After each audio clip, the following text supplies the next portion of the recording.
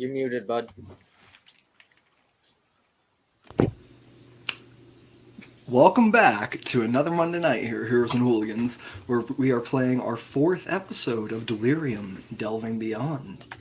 Our players this time will be picking up another set of familiar faces as we return to the wonderful little hidden village of Arcanists Thorpe. It is a beautiful, sunny day yet again, for no rain may pass through the trees above unless it is wished to. And our party is waking up, or sleeping in some of their cases, as the 8 o'clock bell rings. We'll start just to my right here. Peter, what does your room look like? And how does Peter wake up? I think Peter's been working a full-time job since he was like 8 or 9 years old with his father at the bookbinder shop.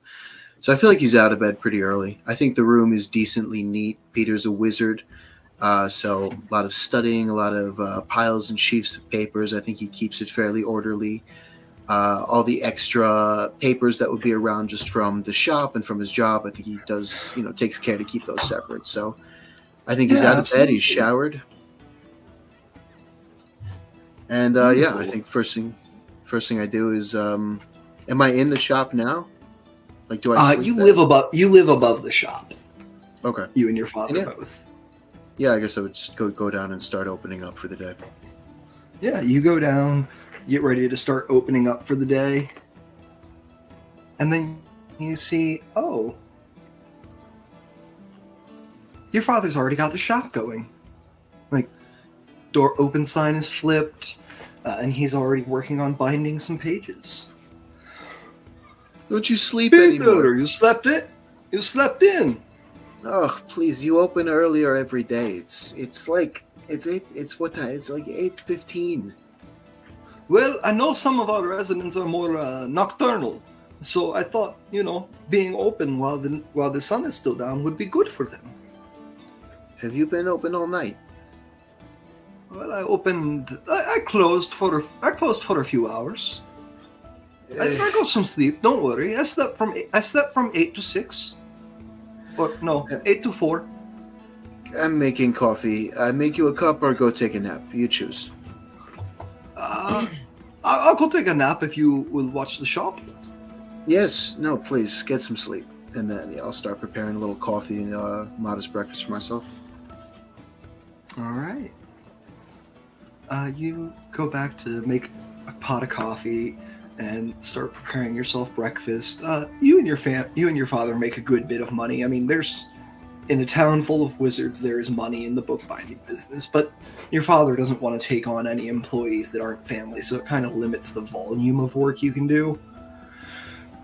So you're comfortable. But yeah, you make yourself a modest little breakfast, cup of coffee. The coffee, honestly, every cup is like pouring away a cup of liquid gold, but your father thinks it's worth it and only buys the best. Yeah, I feel like Peter doesn't tell him that and always is trying to get him to buy more, less name brand, less fancy coffee. But when his father's not around, he takes that first sip. Just, it's so fucking good, though. Yeah. And you see your father actually contracted the local artificer to make you a coffee pot. You just put the grinds in there and it does the rest of the work. He didn't get into barbecuing. He got into coffee. It's fine. Every man must pick one. And you head out to the shop to begin your day after your lovely little meal. You see your father claps you on the shoulder. Peter, we could be open all night if you are willing to.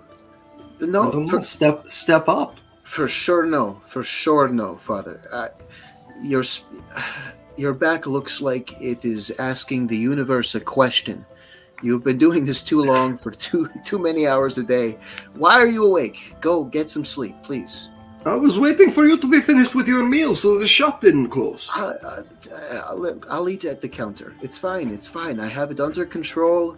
Get some sleep. You're going to start seeing things soon. Yes, I will get some sleep, Peter. I will get some sleep. But think about it. You could run the shop at night. I will certainly think about it, Father. I'd bring you on as a partner. It wouldn't just be Krosnocht and Son.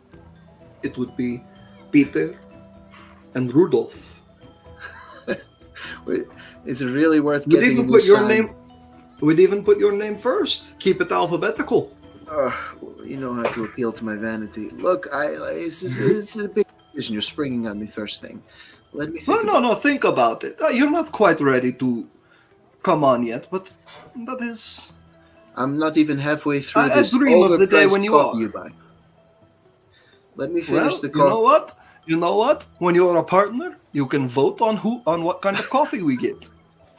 Until then, I will be having my half-ounce gold. Thank you. Did you make a full pot, or did you just make enough for a cup for yourself? I just for one. You said you were going to sleep. Okay, I just wanted to make sure you weren't wasting my coffee. No, it's fine. Go to bed. All right, I go to bed, and you see your father tromps up the wooden stairs to the top part of the shop. You can hear him move around for a little bit upstairs. Sounds like maybe he's getting like a book to read in bed to fall asleep with. And you begin taking over the bookbinding he was doing. Go ahead, give me either a knowledge check of some sort, if you'd like to. Actually, tell me this: are you like? Is Peter reading this book as he binds it? Or is it just, I know which order the pages go, so I'm just doing the job. Is it anything interesting? Go ahead and give me a knowledge or investigation check. Any of your choice. All right, I'll investigate. I'll say not nature. 15 total. 15? It seems like a pretty... It seems like it'd be an interesting read, but a dense read. Like, you feel like you'd probably have to sit down with this to really grasp the concept, because it does cover some very interesting magical concepts, honestly. It's not like a spell book, but it is about the nature of magicka and the nature of... It's too early in the morning for... Yeah. It's the relation of esoteric. arcana to divinity. Okay. Yeah, no. Abstract before noon, no thank you. And I'm just mechanically finishing up. Yeah. As you finish up, you go ahead and just give me... I'll say you can do a good job no matter what. But if you can hit a DC 15... I'll say intelligence check. Just raw intelligence. You do a real good job. Like, you find a way to make it noticeably, honestly, better than your father's work. He's getting old. He's got arthritis. So 19 total. 19? Yeah, you managed to bind this. There's a technique you've been working on lately to get the pages completely even as you put them in the leather binding so that the glue sets properly. And you haven't shown it to your father yet because you know that with his hooked fingers, he can't do it. And you just don't have it perfect. But it works. I just mutter under my breath, the future is now, old man. All right. And you hear the little ding of the bell at the front of the shop as someone walks in. Krosnocht and Sons, we bind them, you buy them. Oh, well, I was actually here to pick up an order, thank you. And you see a tall, blue-scaled dragonborn. Rather, like, you know Inteno, and you know that they are broad as well as long. This guy, a little scrawny. Like, closer to, like, what your build would look like on a dragonborn. What was the name on the order? Oh, it is Drakos. Spell that, please. J''RAKOS. I will fetch the man's order for him. You go back to fetch the order, and you see that it looks like it's about 3/4 complete. There are 3 books of it done. There is one that's about half done. And you think the reason is because of the binding that your father was setting it in. It looks like the binding is already distressed papyrus that has been layered over itself. Okay. Yeah, I'll bring all of them back to the front just so we can see. You can pick up the 2 completed works now. Come back in 2-3 hours. I have the other one finished. If I didn't know, I wasn't told this needed to have the original binding kept on it. That makes it much more difficult. It will take some time. Okay. Is that could I pay you to make it a rush job? I suppose we do. For rush jobs, we do a 300 gold surcharge. That's ridiculous. Peter says a more believable price, but I'm just trying to make a little money. 50 gold. I'd say 300 silver would be like over. It's probably normally 200. 300 would be bumping the prices up to match the inflation from when your dad set the price. Okay. I'll say 300 silver. I could have it done in half an hour. Maybe not as good as if you let me take my time.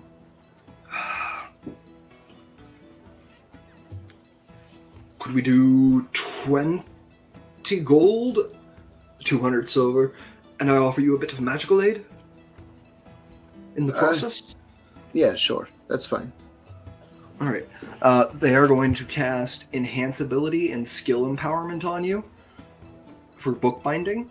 So you'll make a bookbinding check with expertise and advantage.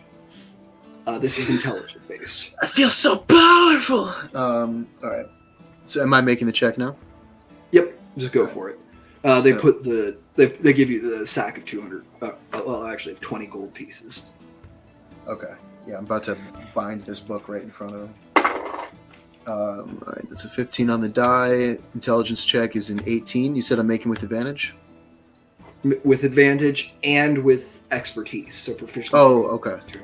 Okay, perfect. So then that first one would be a 22. Hell yeah. And the second one's much lower, so I'll go with the 22. 22. There's no great improvement on the work your father's already done here, but the speed with which you're doing it, you don't think that he could match. And you're starting to realize, like, your dad's right.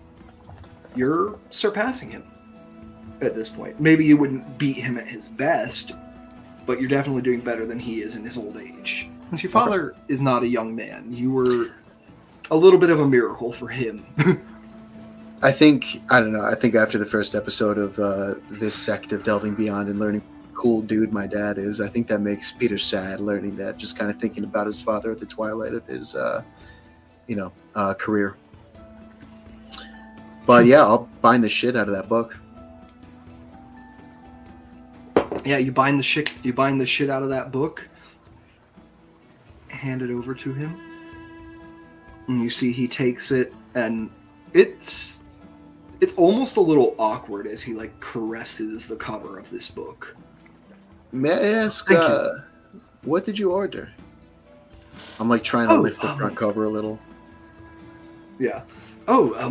It's just a bit of a genealogy. I think you can. We're in the Thorpe. You can be trusted. So you know how most Dragonborns, we're the descendants of Imperius. We're so holy. We are shaped as dragons to better fight them. All that. I have a friend who never shuts the fuck up about it. Yes. No, that's not even true. I don't even know if Nintendo's like that. Nintendo loves dragons. He's got a cousin. That's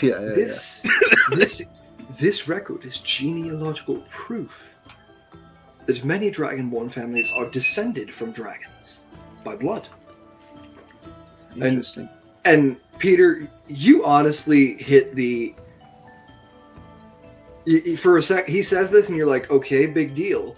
I literally have personal experience with the fact that Dragonborns are descended from dragons. One of my best friends hangs out with his cousin, who just is a dragon. Why so hasty to get it done? What's the hurry? Well, I'm leaving town with a small covered caravan in about an hour. Can I do an insight check on this guy and Yeah. just see if he? I want to like.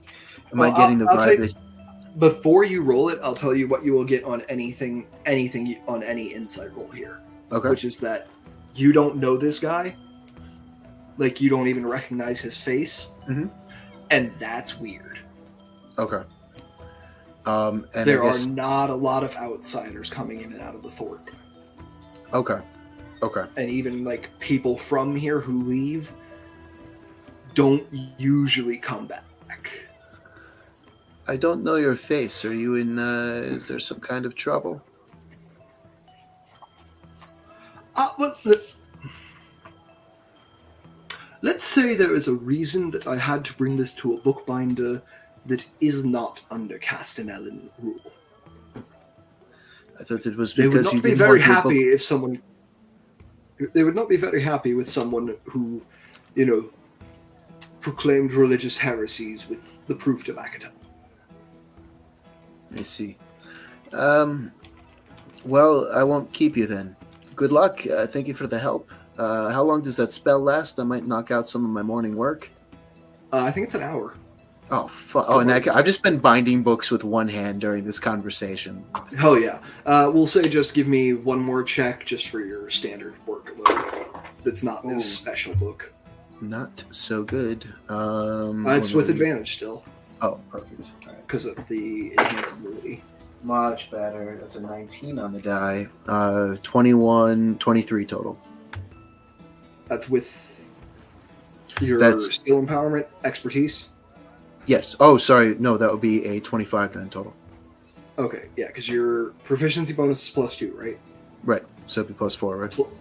Yeah, +4, plus your intelligence modifier, which is 3. Mhm. All right. Yeah, 20. Fuck. Yeah, good job. Thanks. 25. Yeah, so I'm binding a bunch of books while I'm talking to this guy. But yeah, I don't want to keep him if he's in a hurry. I don't think I'm. Well, thank you for the amazing work. You know what? You look a wizard, yes? I dabble. Here, have this as a tip. And he pulls a little, almost carved stone idol off of the belt at his waist. You see he has 2 of them. He tosses it to you, and as it leaves his hand, the skill empowerment on you fades. It nullifies magic? No. You know, some spells you have to dedicate almost, half of your energy to running the formula to keep it up. Yes. This cuts that in half. You can hold 2. Thank you very much. This is a great gift. Here, please take some money back. I feel guilty now with all the help you've given me, and I'll give him 100 silver back. Hell yeah. We have Wonderful. fancy coffee here. We don't need it. All right. Well, thank you. It was a pleasure to meet you. By your age, I'm going to assume you're the son in Cross-Knocked and Son. But I would love to have your name. Peter. And yours? Thank you. Oh, Drakus. A pleasure. Come back anytime, please. Of course. And he turns and heads out the door. Now, never mind. Cross-Knocked. I would love for you to roll me a d20. You're adding something to this. I'm just not going to tell you which one of your skills or stats it is. Okay. After all the face stuff in the main storyline, I just got real nervous about giving my name away like that. It's an 11 on the d20. Okay, cool. We're going to cut from there over to a somewhat crowded hut on the outer edges of the Thorpe. As we see, yet again, gleaming scales in more than one color. And Tenno, how are you and Gur doing? Well, we're doing just fine. Our day started a lot earlier, per the nature of what we do as a hunter and medicinal gatherer for the old Thorpe. We spent our early morning, even before the sun got up, jaunting around the mountainside, picking up whatever we could find, doing some drop-offs to the appropriate places, maybe even some raw materials to make into bindings for Peter and Father. Well, you did have a custom commission from Mr. Crossnocked. Oh, He asked for some willow bark. I've had stranger things asked of me. And fresh salmon. That is the stranger thing. We don't usually have too much fish in the rivers here. So go ahead and give me a survival check for your morning gathering. You got it. You can make this with advantage as Gur helps you. Fantastic. And we're in the mountains as we're doing this, correct? Yes, you are. Fantastic. Then that fantastic 23 I just rolled is actually a 25 as we're in my favorite terrain. Hell yes. Here in the mountains, the river that you have a special dispensation as a gatherer to leave town at any time without notifying anybody. You head up into the mountains proper, and you find a stream that runs shallowly through a dip between two peaks, where a gathering of salmon has been stuck as the water runs low, and they are unable to gain the momentum to hop over the next ledge. That's why we have no fish. Yeah, you see the river, like, you've been up here before. The river's, it's not flowing any, like, it is truly gone from river to stream.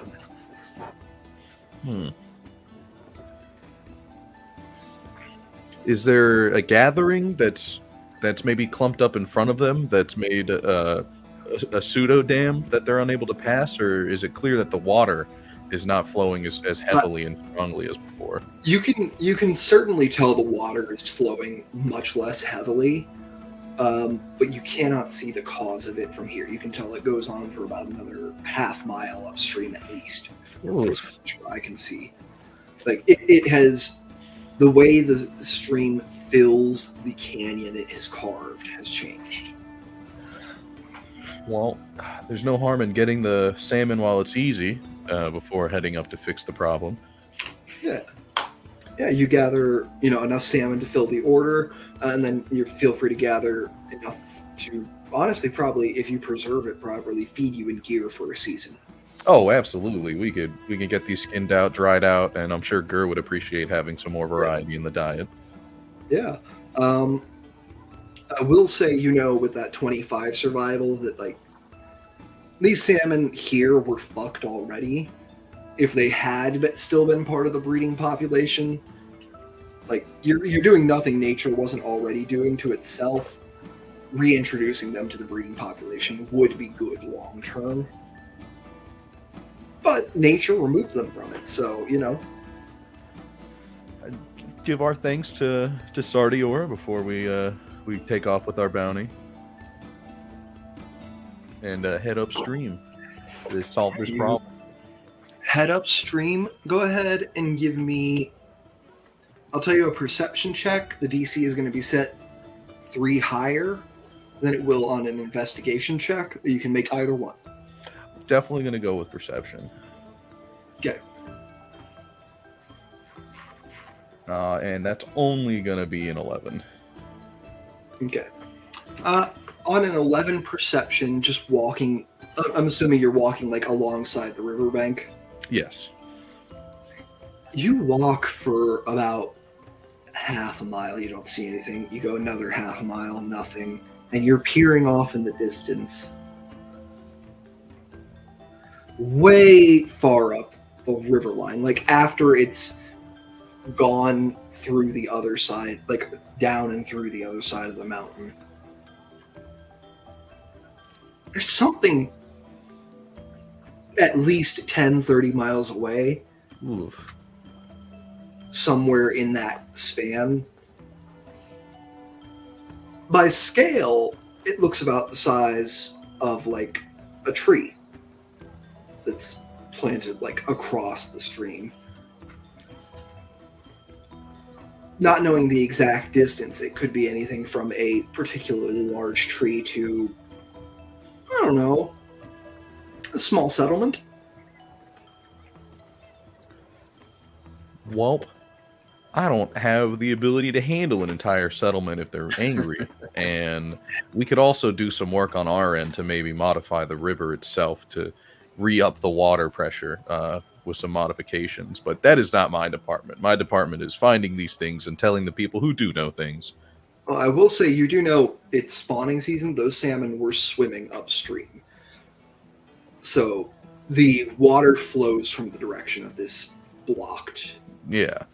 whatever this block is. We're not going to get any fish until we talk to these people, probably, because they're going to be catching all the ones that they can. Yep. Well, as long as my job's done, I can head on back, and I can give this report and see what happens. Yeah, you head on back. It's probably about 5 in the morning at this point. You probably got up early, like 4, to scout before dawn.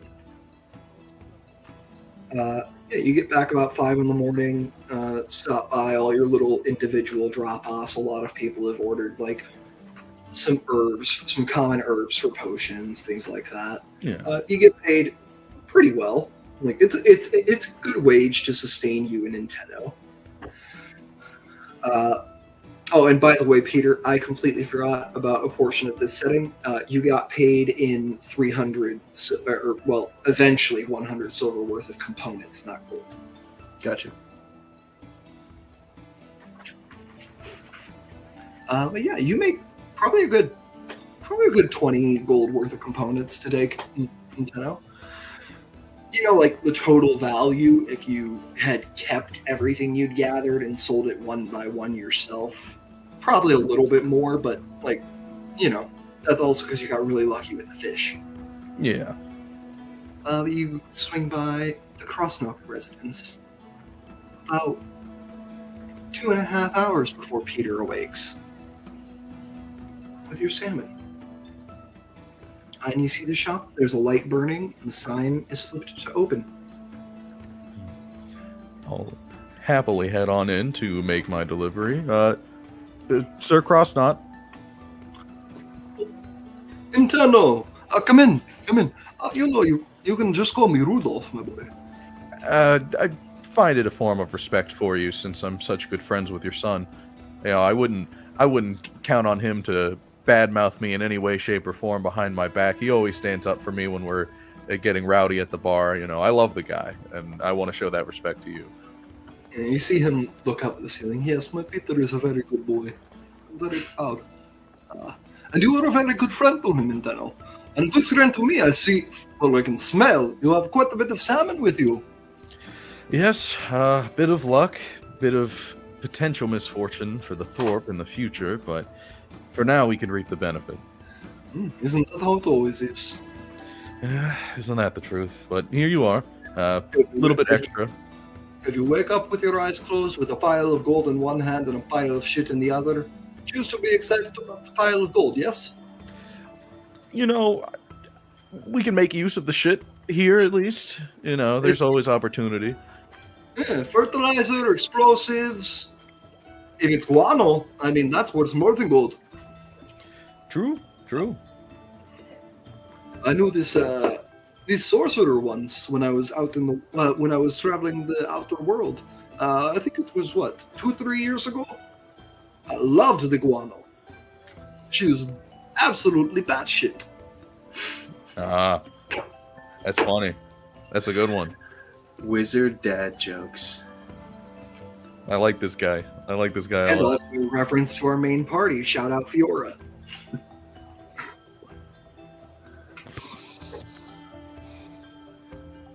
Well, I appreciate your kind words, and by all means, make use of the components. I'll be back around in the evening to pick up any commission you might have for the next go around I have. And Do you have a bit of time now, Nintendo? I would pay you to help with the slaughtering.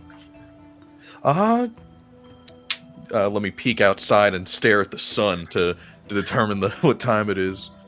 Still, well, no, he's got a clock in here. You can just look over it. He's got a grandfather clock.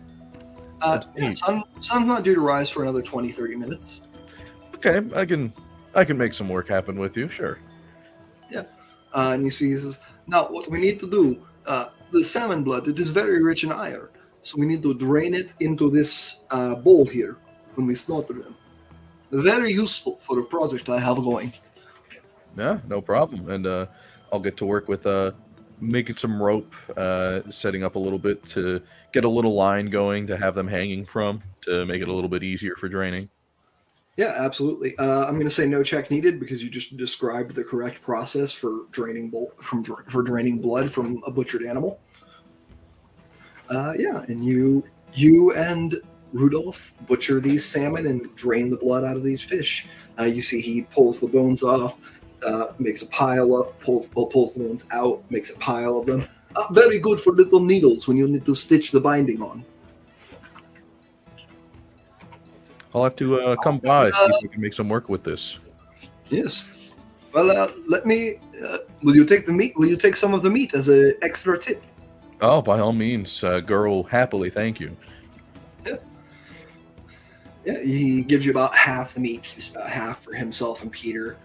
You see, he takes it, puts it in a little, it's just a wooden cabinet, but you can see there are runes carved inside to make it into cold storage. That's cool. So God, he's got a fridge. Oh my God, What the hell is a fridge? I gotta get me one of those. Wizard, to me, is the only class where never adventuring or putting anything into practice and still reaching 20th level makes sense. I'm not saying Mr. Crossknocked is 20th level, but he's gained some levels just by hanging out in his bookshop and reading everything that comes through. love that.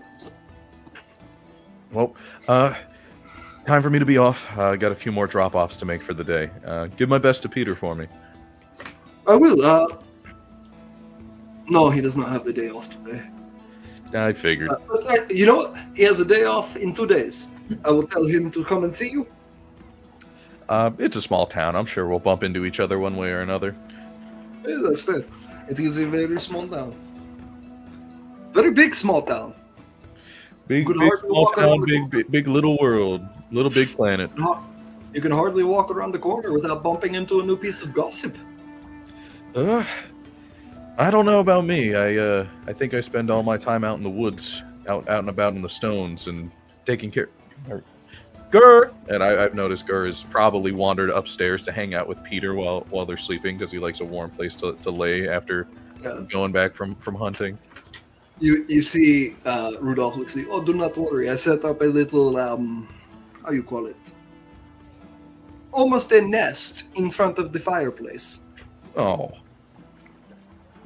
you're too good. You're too good to us. You know that. Oh, you are.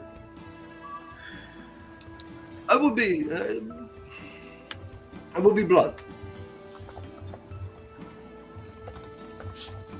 You are a boy without a parent. And you are my son's friend. Which means I am your extra parent. I mean, This is your home if you ever wanted, Nintendo. I wasn't Oh, expecting. you have a nice home. I've seen it. It's very nice. It keeps you warm. I wasn't expecting to get hit with emotional whiplash at 4 a.m. talking about this. You actually look at him, you see, you can see the bags under his eyes. He's like, he doesn't register that what he just said is emotional whiplash. I mean, I do my best not to show it because I am. Nintendo is very content with the life that he has, and then maybe he'll get visited by the distant great aunt or cousin or whoever it was that dropped off Gur with him for whatever reason for permanent daycare. But you know, that's neither here nor there. But that is going to greatly encourage me to take my leave because I now am uncomfortable and socially anxious. Oh, internal. I understand that you wish to leave. One last thing. I should have told you a couple of days ago, but I had not seen you. I think it is your. I do not know the relation, but they called themselves a family member of yours. Placed an order with me. Really? Jiraco? Does the name ring a bell? And Riley, yes, it does, and I will leave it to you to decide how they're related to you by the time we get back to your next scene, as we move on to Grendelwald. Grendelwald, what time is it? Grendelwald probably briefly wakes up at the bells, rolls over and pulls the covers that are like on the ground covering one leg as he's awkwardly like splayed across the bed and pull it over and will not wake up until like 10ish. I imagine he plays music at the pub, so like his day starts later when His he day has to starts work. when the pub starts. Yeah, so like eventually he does like roll out of bed and go over to his desk that's got like a bunch of different papers scattered all about with half finished stories and songs and things that he will never finish. Before he decides he needs inspiration and is gonna go wander around and collect the gossip that Peter's dad talked about, because his hobby and inspiration is in fact secrets. Hell yes. Give me either. I'm going to say either investigation or persuasion. Well, as a bard, that's an easy choice. I thought it might be. Really. It's a 17 persuasion. 17 persuasion. You aren't picking up a ton of gossip at first, mostly because it's early in the morning. Like, the people who are stopping in at the pub, they're not like drinking. They're getting like, I'm not cooking for myself this morning. I want a meal, and I might have an ale with it. Mm-hmm. Right. And you got to keep going back and forth from gathering gossip, playing your instrument, gathering gossip, doing your job. But you have a little bit of an extended break come up. Right around, it's probably been a couple hours. It's probably right around 11. Well, probably about an hour and a half. Probably around 11:30, right before the like lunch rush is about to come in. Mm-hmm. There's a little bit of a lull, and people are like, everyone's kind of taking a break for a second. There's no customers in, and you see the bartender comes over to you. So, Grendel, anything fun happening? Anything interesting you've heard? And you know that she usually swaps gossip with you around this time, but it's story for story. So if you don't have something and you want to hear something, you got to make something up. Yeah.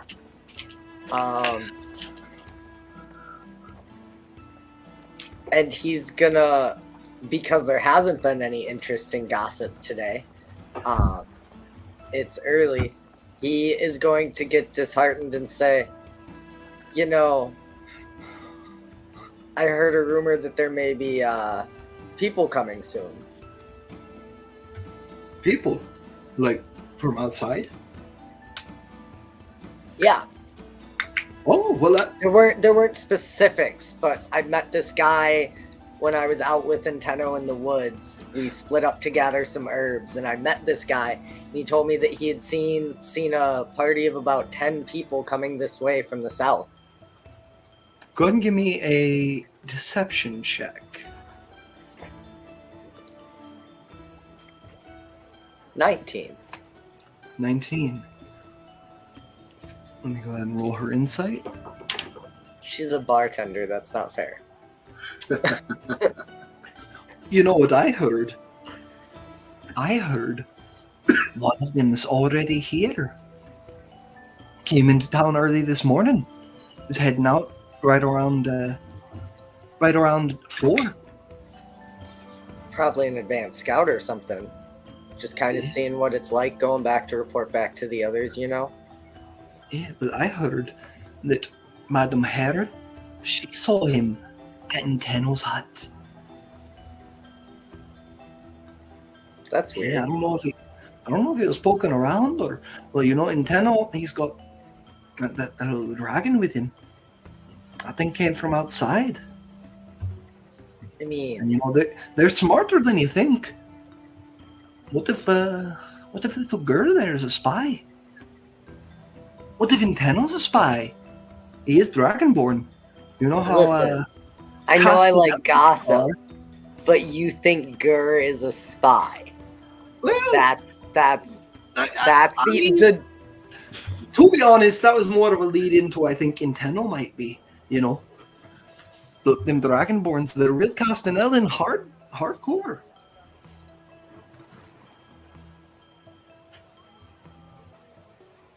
The attitude is similar to every Irish person is Catholic. yeah. Grendel just kind of looks and he's like, you know, you had me going. I guess maybe if I really want any good information, I should go find this stranger. Oh, well, you're welcome to go look for him. Well, actually, you're not yet. We've got another 4 hours of work ahead of us before the shift break. Dang. I was hoping you weren't going to notice that and you were just going to let me go and sate my hunger for information. I mean, you can go. Drusa's not going to pay you, and I'm not going to lie and say we're here for you again. Last time she found me out, and I swear, the hiding. Feel like that's your mistake, not mine. I'm not the one who got you found out. I'm just saying I'm not going to lie for you again. I'm not going. Cool your jets. And he'll go back and start another one of his songs / stories, which, for context, tend to be either horries or scandalous mysteries. People love it here. Wizards in this town are all about a mystery, and about it's a very even split between happily like coupled off or partnered off or like grouped off people, and 150-year-old men who are still virgins because they don't know how to talk to anything that's not a book or a summoned creature. And do any of us know how to talk to anyone? Well, as a bard, you'd think you Let's would. put it this way. They know they don't know how to talk to anyone, and the anxiety paralyzes them from trying. I don't know how to do this, so I'm not going to attempt it. I couldn't learn this from a book, so it's not worth doing. Facts. But there is a rumor that someone in town is planning on publishing a how-to book on romance soon. Grendel makes a note to pick that book up later. I love it. And we will cut over to Nephili. Nephili. The sun's light rests on your face, warming your skin from the cold of this unheated night on the prime material. It's been years, but the warmth of the hellfire is something you've never forgotten. What does it look like as you awake, both around you and of you? Well, she's a mess for starters. She does not sleep well. Rolling around basically the entire night, so her hair's a mess. He looks almost dead. She didn't sleep very well last night. Memories of her past in the hills hasn't really gone well. But she's an oddity in the town because she doesn't live in a building. Yeah, despite despite many attempts by the elder to have you move into his extra like little, it's not even quite a guest house, it's a shed that has like heating runes and lighting runes carved inside it. He's like, look, I know you do not ask for much, I know you didn't ask for this is literally the bare minimum that I can offer and still feel like a decent human being. Please accept. I'm fine with my cave. Reminds me of home. You steal a child from the hells and you think that's going to be the hard part. And then you try to raise them and you realize that you should just steal more children from the hells and adopt them out to people who know what they do. Fine, Nephilim. Enjoy your cave. Nephilim, give me a perception check. This is for current and past Nephilim, so I'm going to say do it with advantage. Oh, sweet. I have no idea if this is going to be a good roll or not.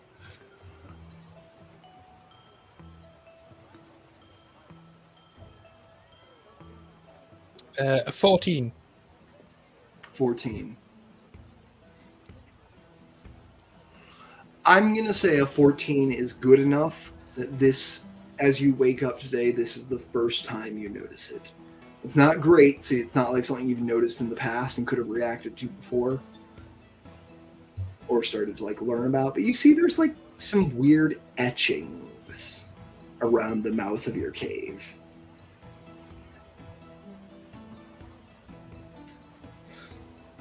Like on the arch of the opening. I'm just gonna kind of stumble over to it as I'm still waking up and just run my fingers over them. Cool. See if anything You happens. trying to figure out something? Like you're trying to identify them or something? I'm just gonna see if I recognize the symbols, if it's any sort of language that I know. Give me investigation or arcana.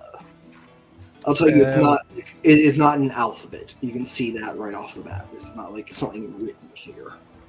Well, it's both the exact same modifier, so screw it, I'll do Arcana. 12. A 12. You've seen like carvings similar to this. You don't know if you can like definitively say these are the same thing, but you've seen like there's a lot of like warding carvings around people's doorways in town that are similar in shape to these.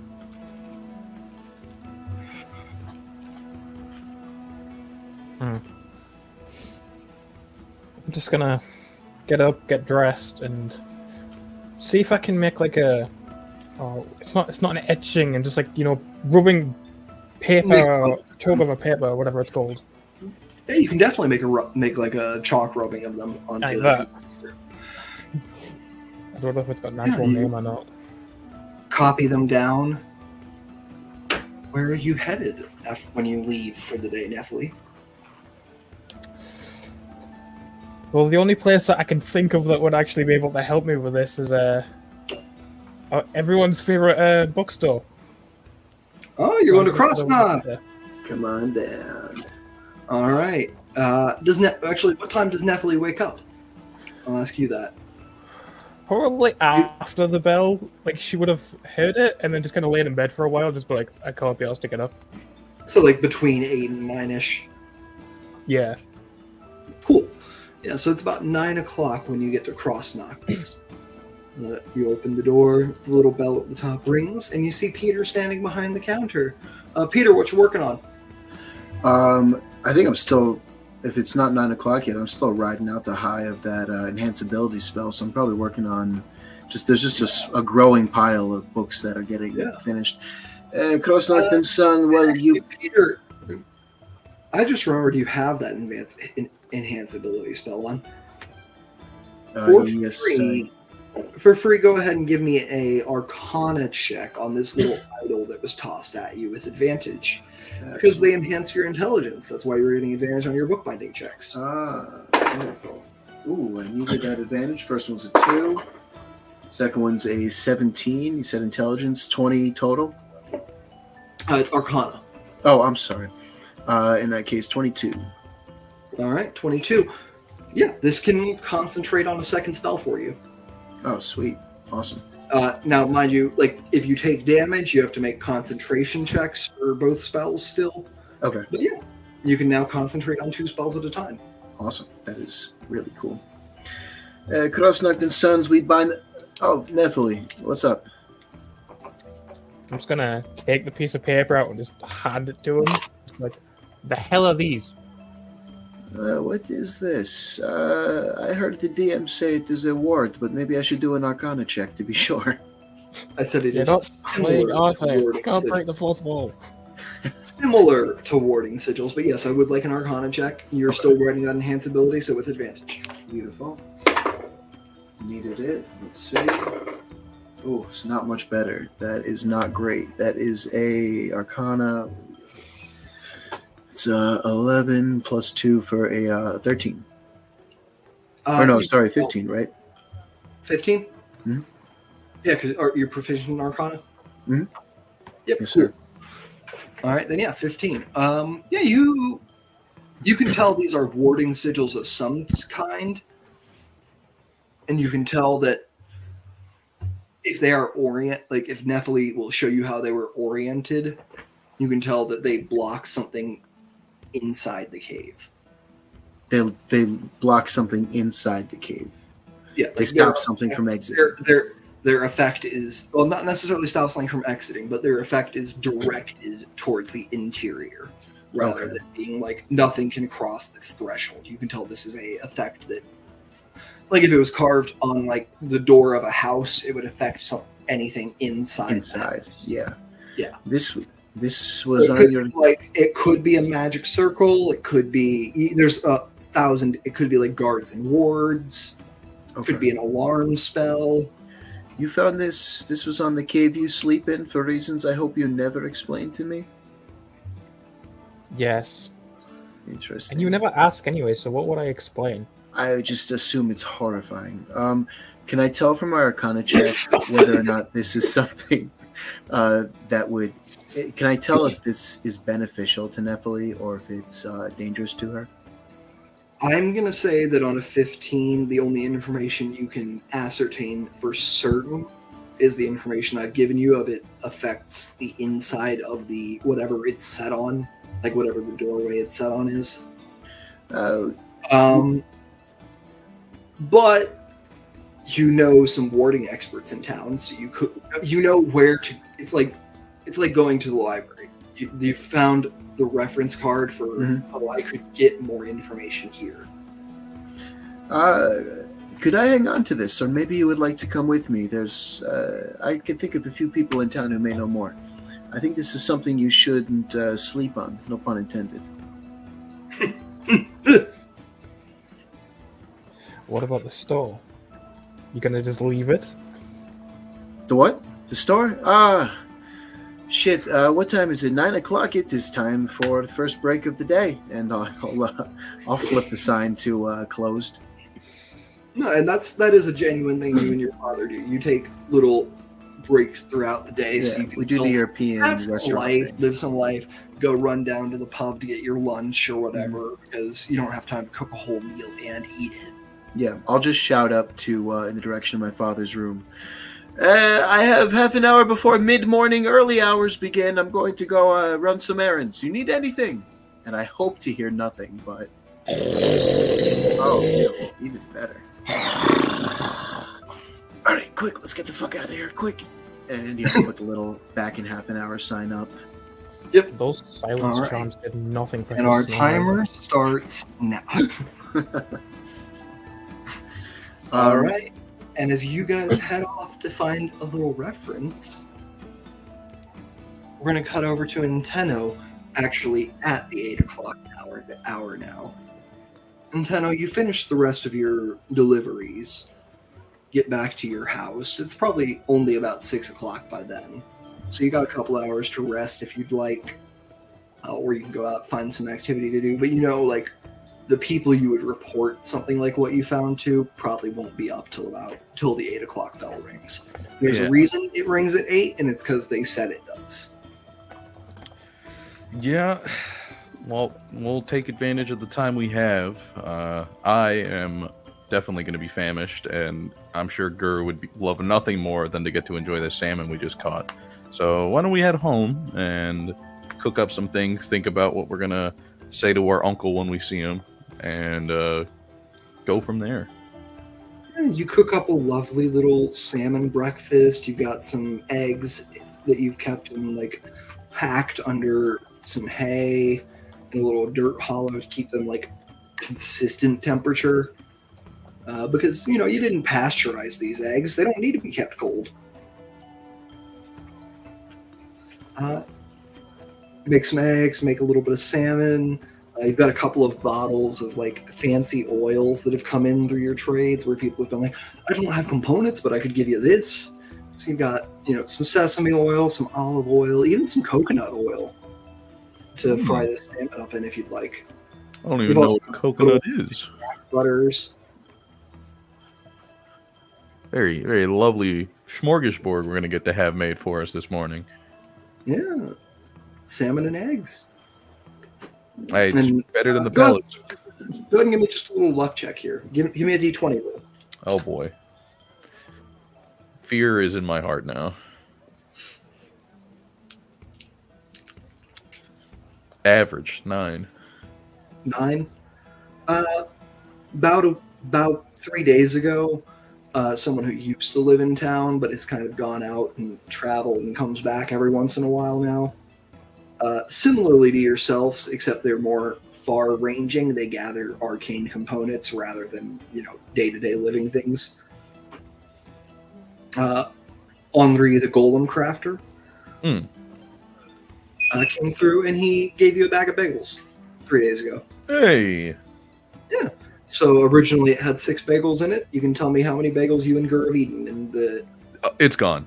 Gur has stolen 5 of them when I only had 1.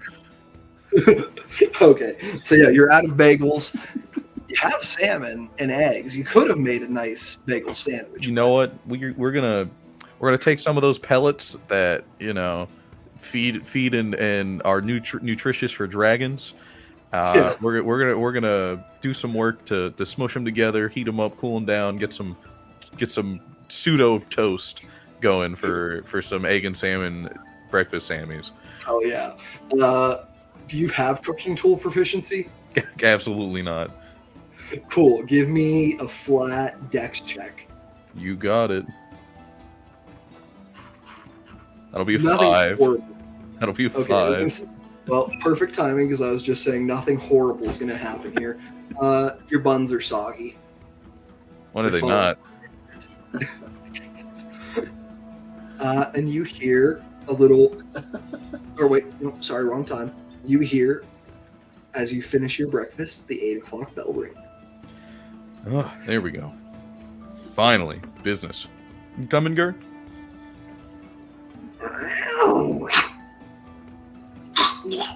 And you see Gur, he's not choking, but one of those, like, buns has a perfect hole in the center of it, and it's just kind of stuck in his throat.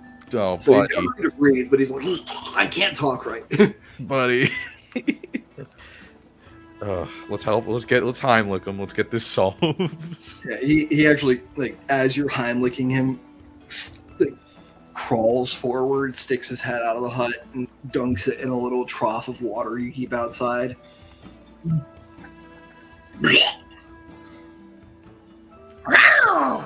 There it is. There's my boy. Directly translates from in Draconic to "fuck you, man. I won't eat I won't eat all the bagels anymore." I never said a thing. You made your horrible life decisions. I didn't want you to steal them all in the first place. And you head off towards, of course, where you know the elders will gather in the town circle. I almost called it town circle, town square. Yeah, we have a town trapezoid here. Actually, it's more arcane. It's a town pentagram. Thank you. There we go. Whoa, easy now. It's Easy a different now. shape every day. It's magic. That's crazy. But no, you head off to the town square where the well to below is. And you see Gur, as you approach, dips off and goes down to check, climbs down the well to go check on his hoard. Be safe. Over the past couple of weeks since you discovered it, this has become common behavior. Be safe, And buddy. you know that if you need him back, he will. There's something in his hoard that has taught him how to come to your side in an instant when you need him. But he won't tell you what it is, and he told you he's hidden it from you. Well, I respect their privacy because Gur is their own person. Yeah, Gur. Oh, also let's let our audience know. I don't remember if I told you this rightly. Gur's no longer a fledgling. Oh, Gur has gone up one age category as a dragon. Nice. little buddy. Into little big buddy.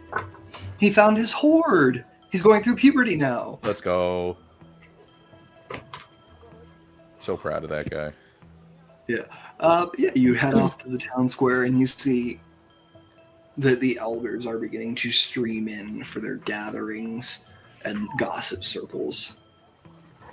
And you see, of course, the elder who sent you on your most perilous mission last time, perched up on the little fountain in town square, pipe to his lips. Let's get to him before there's too much smoke in his brain.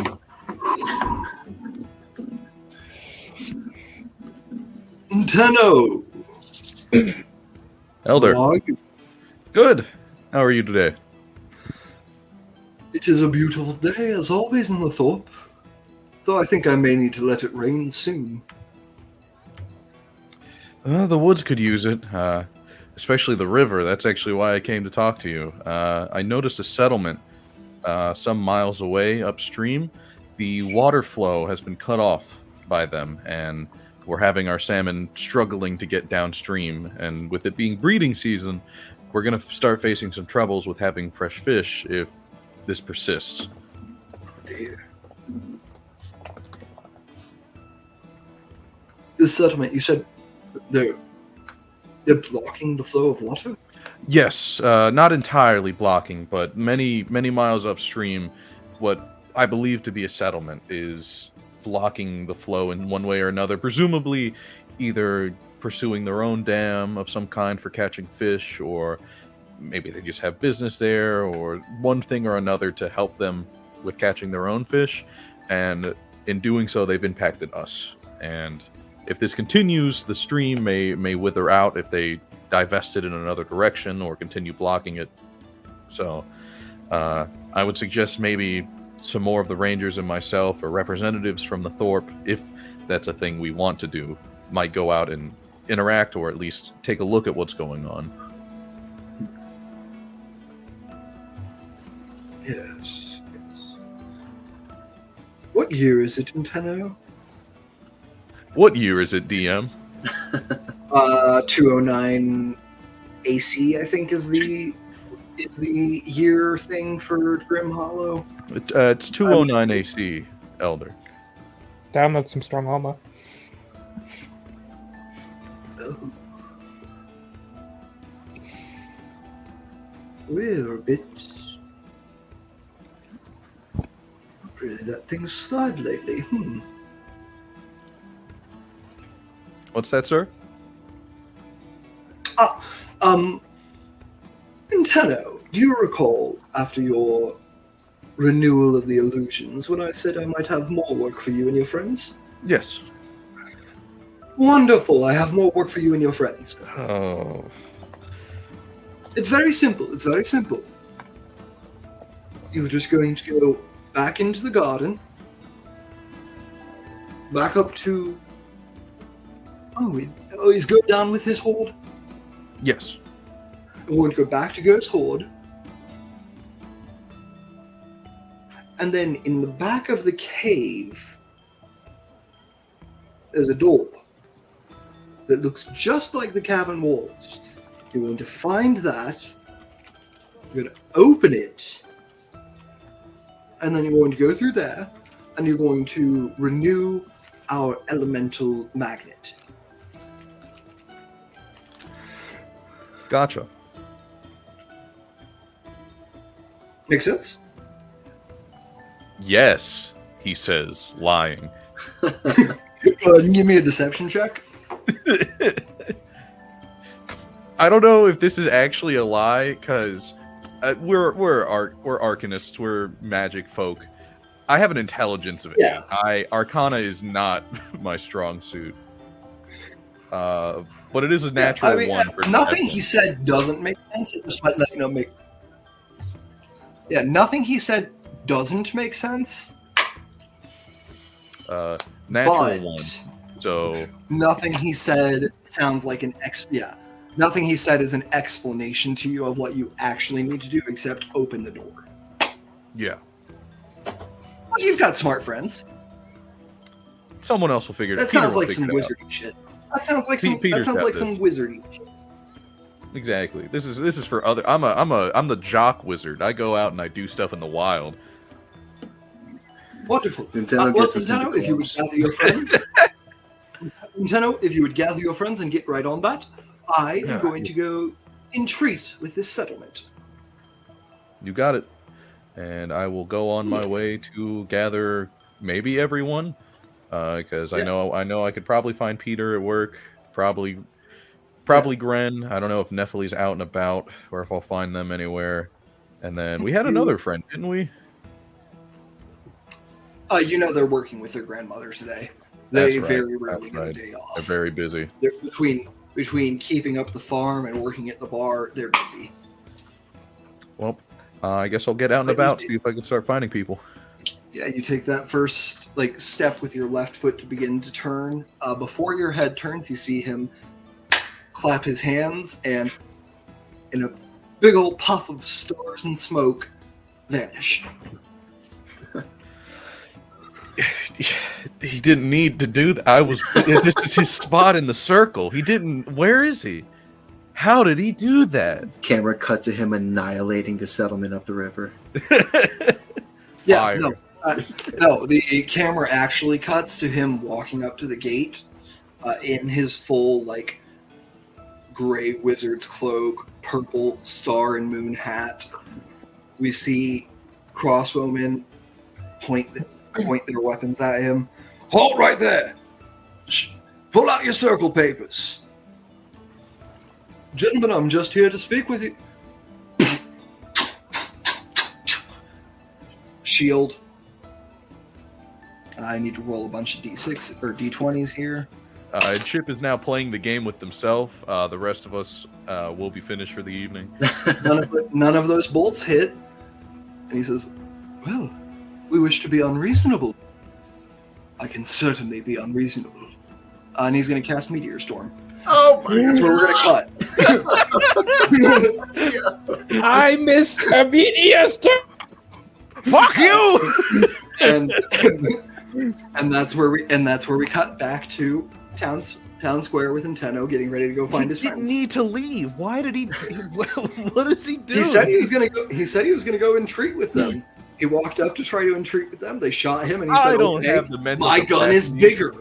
Oh my god! I was not expecting that to actually happen. Why are there? No, that was the plan. As soon as I was like, you turn with your left foot. I was like, he's gonna go there. He's gonna get shot at for being a mage who has never interacted with a circle. Well, all's well that ends well. Fuck y'all. The Arcane Thorpe is a peaceful. What's the word? It's the same thing. They're the air nomads from Avatar. They're pacifists because they know what they're capable of if they're not. Not even that. It's a peaceful secession because they've had no need to be violent yet. This guy grew up in Wildethar as a mage, and he said, "Oh, okay, the mage haters are shooting me. Y'all die." Elder Grandpa was in the trenches. Yeah, you didn't know the Elder Grandpa is having World War I flashbacks. Yeah, I was gonna say he was on Normandy. The mayor was in Nam also. Yeah, He was in all of the wars. The mayor was in World War I, retired, and then learned how to cast 9th level spells. Just like my grandpa. I'm just gonna retcon me to saying I woke up sensing that spell. If my grandpa had access to Wish, I'd still think I was straight, so I'm glad he didn't have 9th level spells. Maybe he man. does. All people are wizards. I don't know. I'm looking at these pronouns in my name tag, and I'm thinking his wish didn't work. Listen, it's at the DM's discretion if you're not copying a spell of 8th level or lower. That's fair. That's fair. Sure. Yeah, just All right, a ninth level anyway. bonus spell. Anyways. He had wish, and it went horribly. It went terribly. He said, I wish my grandson wasn't gay. They said, okay, he's no longer a grandson. And he no longer works. Get fucked. I do want to start pushing the conspiracy that all veterans are also wizards. Oh yeah, We'd be in a Dungeons lot of Archer, trouble if that was true. Honestly, Let's continue, though. Yes. Let's continue, though. In Tenno, as you leave Town Square, you see an unfamiliar, very skinny but tall dragonborn walking the streets, having just come out of the Cross-Knock shop. Well, I'm sorry, I lied. It's not unfamiliar. It's unfamiliar at first glance because it's been a number of years, but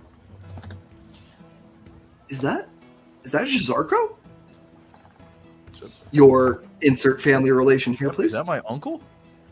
Jizago has wings. Is that my uncle who hangs out with I real said dragons? Jirako, not Jazargo. Jazargo is from Skyrim. Copyright infringement not intended. Is that Sargo money? has ways to Is sell. that money bags from Spyro? My uncle? Khajiit has wares. Anyways, no, Legally Jirako. distinct schmaug? God. And that's where we're going to end the session. It's Tiamat from episode 1 of the Dungeons and Dragons animated show. Anyways, Whoa. you see Jirako walking down the street. Uncle Rocco, what are you doing here? And I'll approach because I mean naturally I'm gonna be excited to see family.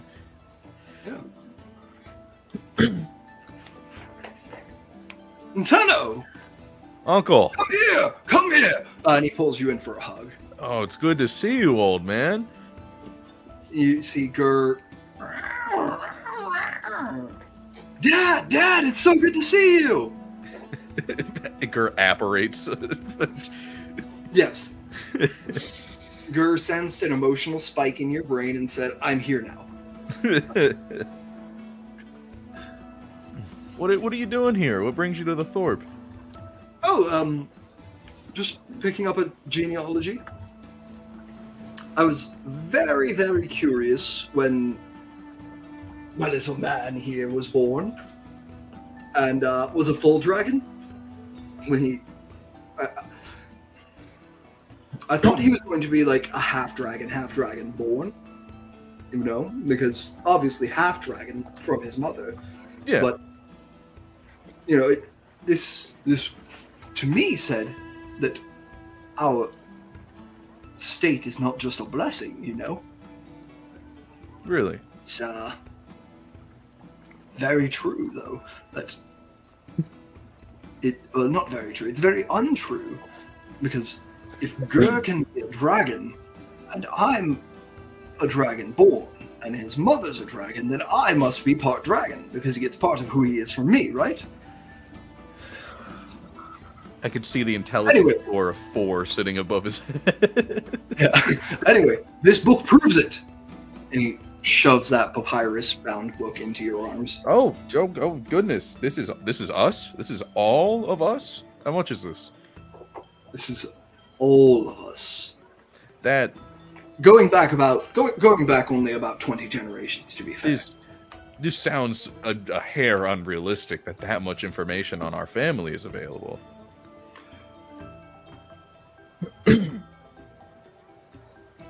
Yes. But I'm gonna start. let's see what it is. I want to flip through these pages and see. I mean, flipping through, you start at the back because that's the generation you know, with you and Gur, and then going up to your mother and father. Gur's, obviously Jiraco and his mother, whose name is written in Draconic and translates like syllabically to. I don't know any of these people. I've never met any of my family. Yeah. Besides uncle and aunt. It's got your mother, your father's names. It's got like the grandparents' names that you've been told. It looks accurate for this most recent generation. And then you can give me a history check if you'd like to investigate further. Oh hell yeah, -1, baby. I'll say with advantage since you have the materials here and you have Jiraco here to ask questions. Let's go. We get it to an 18. Hell yeah. With an 18, yeah, this. I'm going to give you two things. Because is your investigation modifier the same as your history? Yes. Okay, then yeah, I'm going to give you two things here. One that would have been if I'd had you roll an investigation check, one if I'd had you roll history, because I couldn't decide. History first. Every piece of information in here appears to be accurate. With an investigation, the ink on these pages, despite the age of these pages being probably well over 100 years, the ink is maybe 3 hours old. Maybe.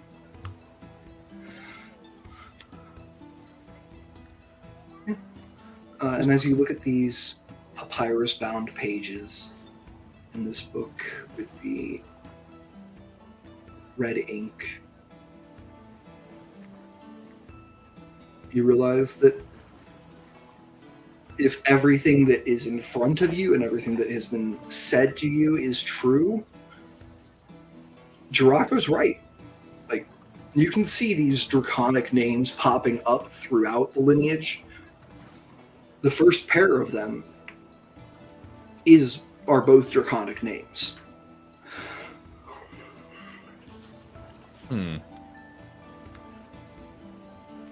My character brain is not smart enough to really make anything of this, but I see some things. I mean, your character brain rolled a 19. I think that's high enough to be like a flash of inspiration. True. If you'd like. I'll give it to Gur. Gur and I share it anyway. We share the brain cells. But yeah. Is it to put something into play here for me? So I see that there's not a lot of continuation naturally with how things have been going for dragons and dragonborn in general. We haven't really gotten to be a clan for a while. Are you sure there's no other younglings like Gur around?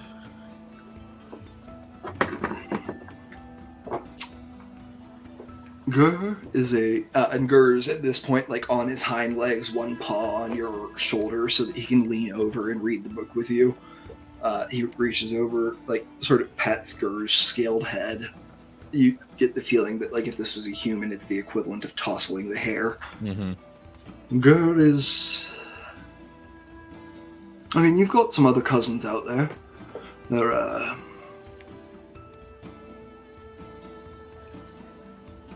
bit less balanced, shall we say. Well, half... I suppose they wouldn't really be your cousins. They'd be Gur's half-brothers. So there's more out there. There's more dragons, certainly. But none as bright as my boy. None as bright as my boy. Why do you discount them for not being as bright?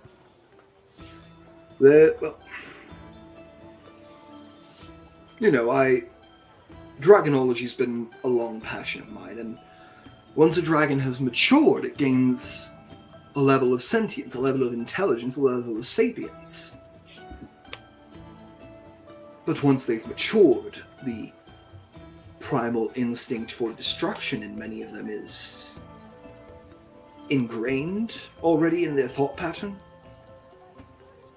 I think Gur, and he, again, tussles Gur, has been blessed with the moderance of a sapient, of a humanoid, through his blended heritage. I do not discount wild dragons. In fact, I want to bring this to light so that we realize they are people. They can be people. You know what? Gur's mother, rest her soul, was a very kind and brilliant woman. Both as a dragon and when she took human form. But, yes, it's just his brothers have not quite reached sapience yet. And, yeah. Could there not be more of his true brothers? Because Aunt lived. I mean, I only had one child. Aunt lived much longer than you. That's just the nature of being. There's certainly. Well, do you want to know the dirty secret? Do you want to realize the dirty secret kept trapped in here? What's that? In this book. And he points not to the top line, but about 5 lines down.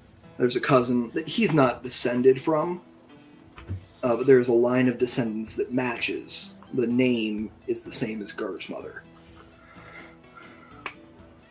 So, like, probably about 15 generations back, Gur's mother did have another child like Gur with another dragonborn.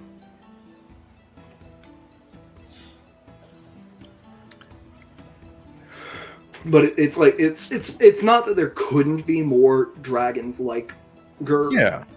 It's that he doesn't know of any, and there are none other listed in this book that he thinks would still be alive. Well, or that he knows how to track down. Tenno is going to keep this in mind because in the times that he calls out to Gur is usually always around because that's just how things are. When he has to call on Gur, it's pulling on a bond that he has with him. Yeah. But there have been times when, early on, before the bond was really solidified, that when trying to pull Gur, it wouldn't work. It would feel like they were too far away, and the connection would feel different than his that he has. And so, Nintendo's going to keep this in the back of his mind and realize that he's been chatting about our family in the middle of the street for probably quite a while now. And as much everyone tolerates it, I have a job to do. I have to gather the Arcanists Thorpe adventurers. The ATA must be formed. All right. The 18th. And he says, "Well, I have to go catch the caravan I'm leaving with. Tenno, sun smile on you, my boy. And Gur, I've missed you." And he actually gets down on his knees to give Gur a full hug. You need to have Tenno write for you more. I know, no thumbs, it's hard for you, but... Well, if he would choose to use his words more than just his grunts, maybe we would get somewhere. We know you know Draconic. We know you do.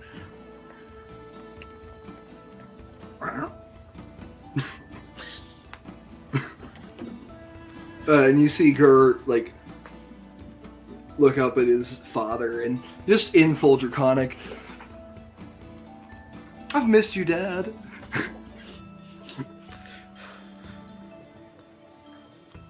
You'll be back soon? I'll be back when I can. This is... I wish nothing more than to spend the rest of my life with you, Gur, but there's important work to be done. And he says, goodbye. and heads off. It's about 9 o'clock in the morning. Damn. Probably about 9:15. Spent an hour talking to this guy in the street. Jesus. Well, you spent 15 minutes walking to town square, a couple of minutes talking to the elder, probably about 10 minutes walking towards Cross Knocks when you spot this guy walking out. Okay. Damn, I spent 35 minutes talking to this guy in the street. All right, let's well, we're by Cross Knocks. Let's get Peter. Yeah, Whoever- and you actually all see Peter and Nephili walking out the front door. Hey, there they are. Hello. What's how you doing? Thought I Good. smelled fish this morning when I woke up, and my work desk was sticky and disgusting. Did you stop by? Yeah, your father decided to drain all of them into a bucket and talked about how important the iron was and didn't catch a lot of it. I tried to help. I did. Well, I'll speak to him about it. What's going on? Not much. I actually need the two of you. We need to go grab Gren, and we have a mission, a new task from the Elder. Oh, do we mind if we make a quick pit stop? I have to speak to a friend of mine about some carving or some, what was it, etchings on the outside of your cave, Nephili. Essentially, yes. I mean, how important is your thing? We could do it later. It's the Elder. He disappeared in a flash, so When he I'm- does that, it's serious business. but I suppose we could take some time. I'll go grab Gren, and we'll meet you there. All right. And All right, so honestly, the plan is you're going to go grab Gren, you're going to go talk to this one of the warding experts you know, and you're I going could to meet even- them well. if Nephili's okay with it, I could even just leave the papers with them and be like, "Hey, I'll be back later. Can you tell me what you know about those?" I think that's fine. Okay. Save a little time. So you are heading over, Peter, to a close friend, someone you've really grown up with, Marie Lelocht. That's Marie, Marie, and then Lelocht is LECkt. Okay. Yeah, I'll just knock and on her you know- door. You know, she's an abjuration specialist. Perfect. Marie, Nephili, do you know Nephili? You must. It's a small town. I know Nephili, yes. I had to put up some fire wards around some of the fields because the burn went a bit further than intended. Hey, I can't be. I'm good at my job. So you do know each other. Excellent. There were these carvings on the outside of Nephili's cave that she saw today. She took a rubbing and brought it to me at the shop. I can't make much of it other than the magic looks like it was directed inward at her. I was hoping you could tell me more. I'll be happy to take a look. All right. Apparently, the elder has some sort of errand to send Nephili, myself, and we're going to take. I guess he gave it to Nintendo. We're going to find Gren. The 4 of us are going to go. 5 of us, and I'll be back sometime this evening, hopefully. Oh, well, I would love to see you when you get back, Peter. Perhaps we could grab dinner. We'll see what time we'll get back. Thank you, Marie. I'll bounce. I'm just gonna You glare don't, daggers at her as I leave. Nephili, as you glare and Peter bounces off, you see her face like fall a little bit as she invites Peter to dinner, and he's like, maybe. Got shit to do, man. I'm trying to level up.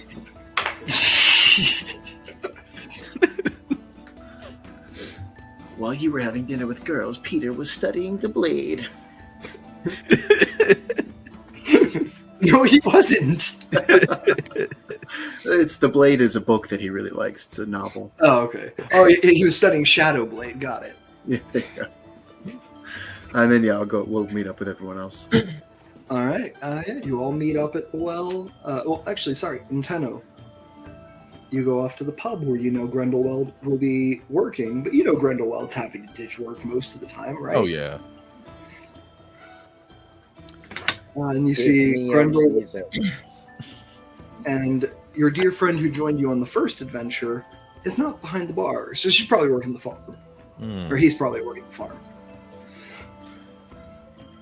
Grendel! Song stops mid-song.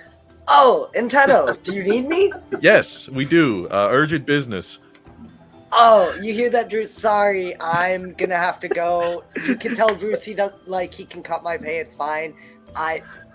I'm needed elsewhere. You see, as you begin to run off, Druce lays. Druce is a ogre mage. Lays a massive hand on your arm. What is this? Oh, you made it urgent in. business, Nintendo? The elder wishes for us to go back into the well. See, it's the elder. Lift You can, the hand up off your arm. You're working the overnight shift when you get back. Can't you Yep. just not pay me? I can fire you. I mean, I will give them 10 of the 10 gold worth of components, half of what I got today, over for the inconvenience. Fine, I'll be back later. Keep your components. You can have the day off, Grendel. I mean, I worked half a day, but sure, that's fair. All right, I'll tip 5 gold of guano and eyelashes then. I was just getting back of eyelashes. Like I said, keep your components. If you This isn't just another scam, Grendel. I'll be checking with the Elder. I've been here all day. How could this be a scam? I feel so I don't know, hurt that maybe you would set say it up that this about me. morning. Maybe you set it up this morning so you could go to an afternoon party again. Leave this to a testament of my character. There's no reason to lie about the duties we have. All right. I'm still checking with the Elder. But you're good to go, Grendel. That's great. And Besides that, you And- know I don't do mornings. it's- Leaves in a Here's hut. your half day's pay, and she hands you half a component pouch. Oh, It's a Thanks. component pouch that is cut in half, like down to filling out. Gum like everything guano going just everywhere. dripping out. It's like a gold's worth of components. Yeah, How was that even staying in the bag? It's a tiny bag. magic. Magic. Nano machine, son. Gonna be my first answer. All right. But you all gather at the well, which in the ensuing 2 weeks, you could have, if you'd like to, you can have installed like a ladder or something to get down so you don't have to just jump every time. Yeah, for sure. I would like to Whoever's the do that. handyman of the group. Probably I think it's you. probably- Yeah. Me? Yeah. The rest of them are fucking nerds. I suppose you're right. I got the schematics from Peter, and then I put it together. Nephilim hasn't even bothered to put a door on her cave. To be fair, no one ever visits my cave, so I mean, someone visited your cave, clearly. I will stab them in the neck. Nintendo, that reminds me, I do need that copy of The Joys of Ladders back whenever you get the chance. Oh, of course. We'll swing by my hut once we're done with this. Excellent. We are heading to give details now that we're all here. There's a door in the back of the cave where Gur's new hoard is. That looks just like the cave, but we need to find a hidden door and head through it. And there's something called an elemental magnet that we must repair or renew. Of course, renewing the elemental magnet. Can I do an Arcana check to see if I actually know? Yeah, go anything for about that? Go for it. I'll even be kind and say that you still have enhanceability for this Oh. last check. Bless you. Oh, otherwise Grendel could help. First one's a 2. Needed that. Oh, second one fell. Grabbing a new D20. Oh god. All right, that one was a 5. Let's see. That's going to give us a total of 10, 14 with the double proficiency. You don't have double proficiency. Skill empowerment faded. Oh, They gave you okay. the item. Right. Yes, sorry. Then just 12. Okay, cool. Yeah, I mean, there's an elemental magnet. Sounds like something that pulls elemental forces to it. Clearly, Seems like it's probably a big deal. it's something that pulls in elemental forces and magics to it. It's probably a locus of some kind. I would imagine it's a big deal. That's I was probably gonna why. say the same. Of course. Yeah, let's head down. Down the decently made ladder. Yeah. No, I just jump. Fuck it. All too right. slow for me. Nephilim dives into the water and finds themselves at the base of the garden. You all climb down the ladder and make your way down there.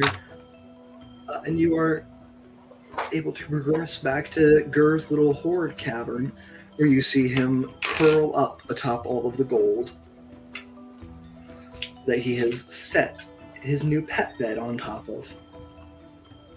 Because if we recall, Gur's actual hoard was just a pet bed. Did he get bigger? He's grown up a little bit. Gur's about 2 feet longer at the front and at the back. So about 4 feet total. He's like, if he stands up on his hind legs from toe to tip of the head, he's human sized now. And then he's got about 3.5 feet of tail too. While we're Well, down here in Tenno, I heard someone was poking around your hut, just so you know. Ah, yes, my uncle was in town. You have an uncle? I have. I didn't just apparate out of nothing. I have a family. Yes. It's like, I mean, I think you have a cousin. What do you think Gur came from? Wait. I assumed Gur came from a dragon. Yeah, like a normal person. He came from a dragon-born dragon couple. My aunt was a true dragon. My uncle is a dragon-born like myself. He's a gemstone like my mother was. How does This that is- work? Ruby specifically. It's No, sorry, Sapphire. I described it. well, as when a mommy dragon and a daddy dragon love the. No, love I each know other. that. I meant physically. How do they? I would presume, because now you're making me think about my relatives in an unsavory way, that you would use your for aunt. shape You know your shifting. aunt was a talented prestidigitator or polymorpher. As many dragons, a human form is available for whatever reasons possible. And I'm going to stop talking about this part now because Gur is the important part of recognizing that I have family. And Gur there's a looks lot- up. Looks up and says in Draconic, "Mom said she turned Dad into a dragon." What? What did he Is just it- say? Do any of you know Draconic? I don't think I don't. Oh Did my Gur god. just speak? Gur, in, you that did- case, in that case, what everyone but Nintendo heard was.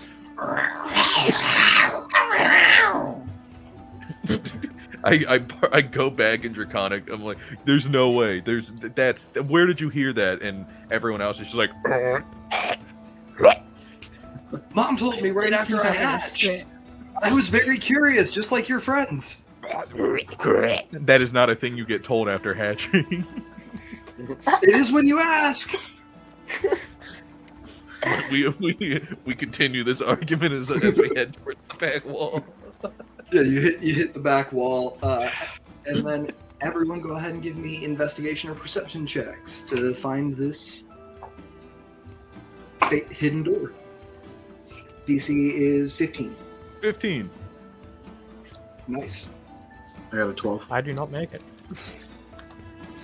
And Tenno, you can just spot the little millimeter wide crack in the wall where this false wall is that hides the door. Doesn't look like And anything.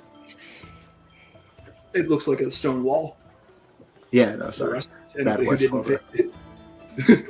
Oh, I've never seen it.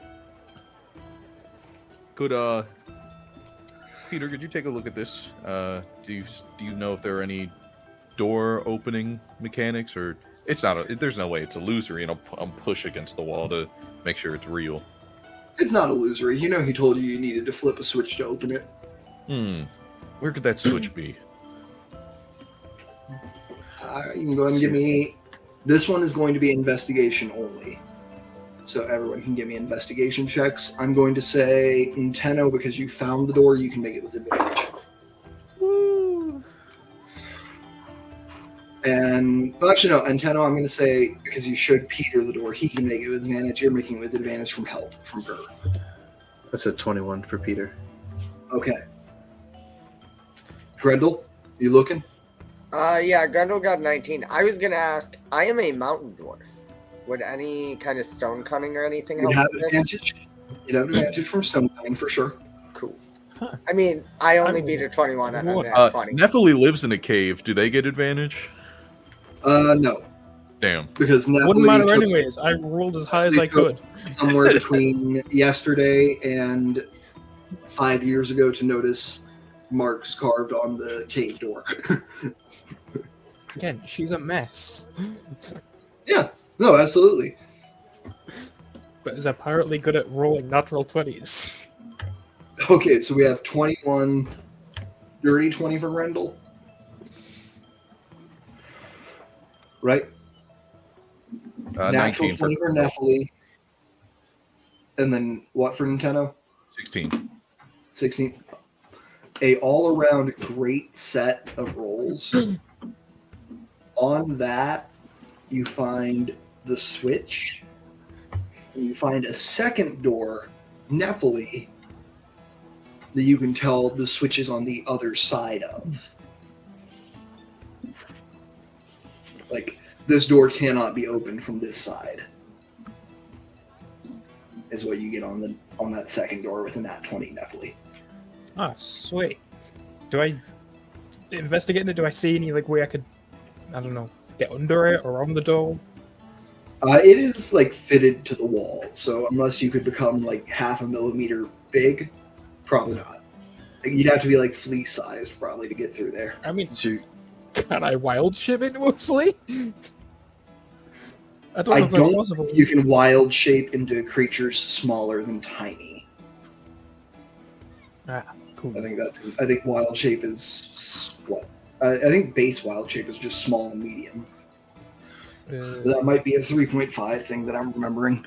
is this a classic Bethesda Skyrim dungeon scenario, or we got? I believe in this case it's Yeah. just. as soon as I'll it's tell you under right 30 now. bars. I'll tell you right now, this is probably the path back from the other side of the magnet. It looks like the door that you've found the switch for that you're supposed to go through, that you could open right now, probably closes and doesn't open from that side. It's sort of a once you're in, you're locked in until you're done. I think I can do this, guys. Don't worry. And I will, since we've had a long rest, I'd be able to do this naturally. Gur, could you do you mind if I swoop you? Gur lets himself be swooped.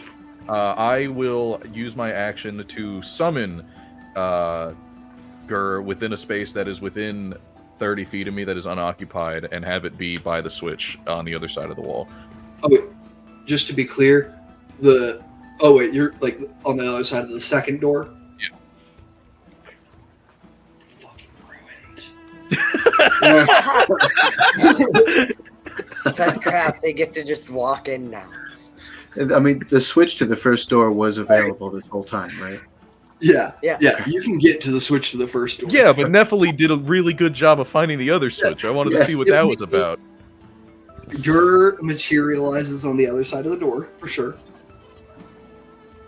Give me an intelligence check for Gur.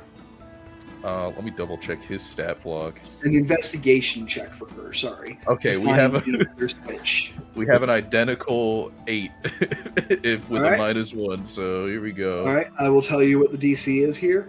He The has an- DC to find this switch is only a 15, he rolled an 11. which makes it a 10. No, You hear- Roll to 12 makes it yeah, an roll 11. a 12 makes it 11. Okay, you hear Gur, you hear his claws scraping on stone as he's just feeling the walls around him looking for a switch. and through the tiny little cracks, you can hear Gur. There ain't shit here, Nintendo. What the fuck are you having me do? Can we see the switch looking through the crack? No, it's like that big of a crack. Oh. It's like light doesn't even pass through this, really. You can find it, buddy. If you do, I'll let you have the rest of the salmon back home. All right, I'm gonna let you make one more check for Gur at advantage here. Roll to 15. -1 to 14. Oh, God. Grendel, do you want to give Gur a bardic inspiration?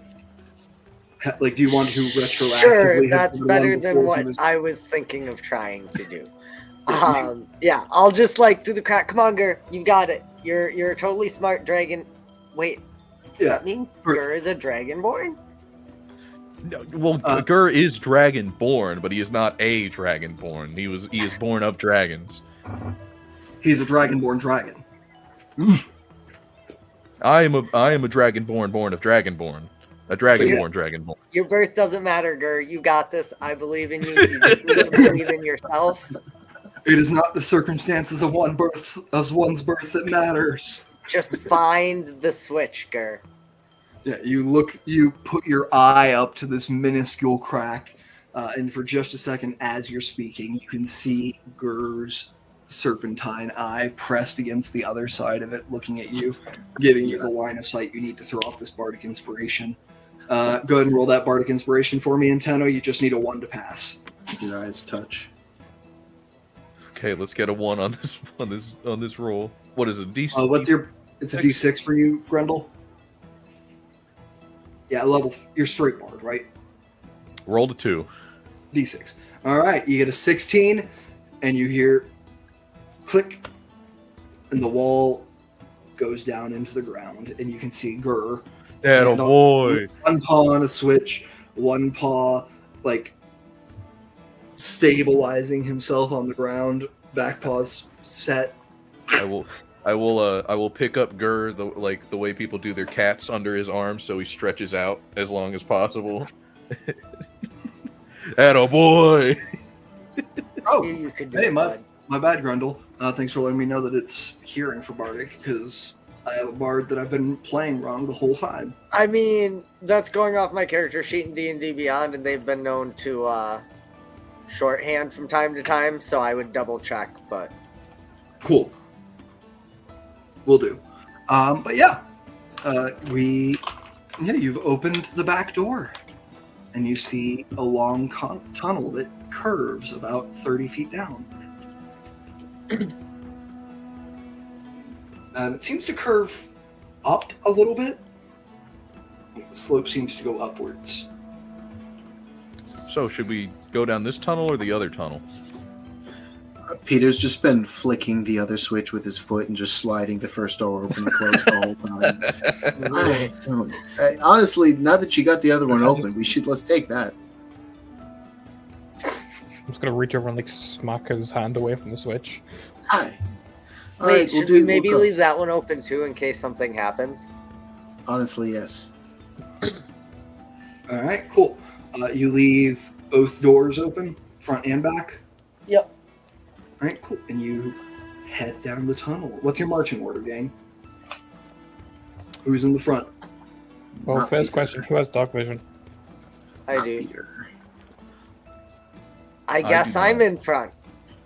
Well, I All also right. have it, so I could be beside you. If Oh. you want. It's up to you. Okay, I mean, We can just light a torch. how much health and what's your AC? I guess you're a druid. You have 47 health, technically. Yeah, if I wild shape. Also, I could just All right. produce a flame in my hand. Well, I know Peter is in the back.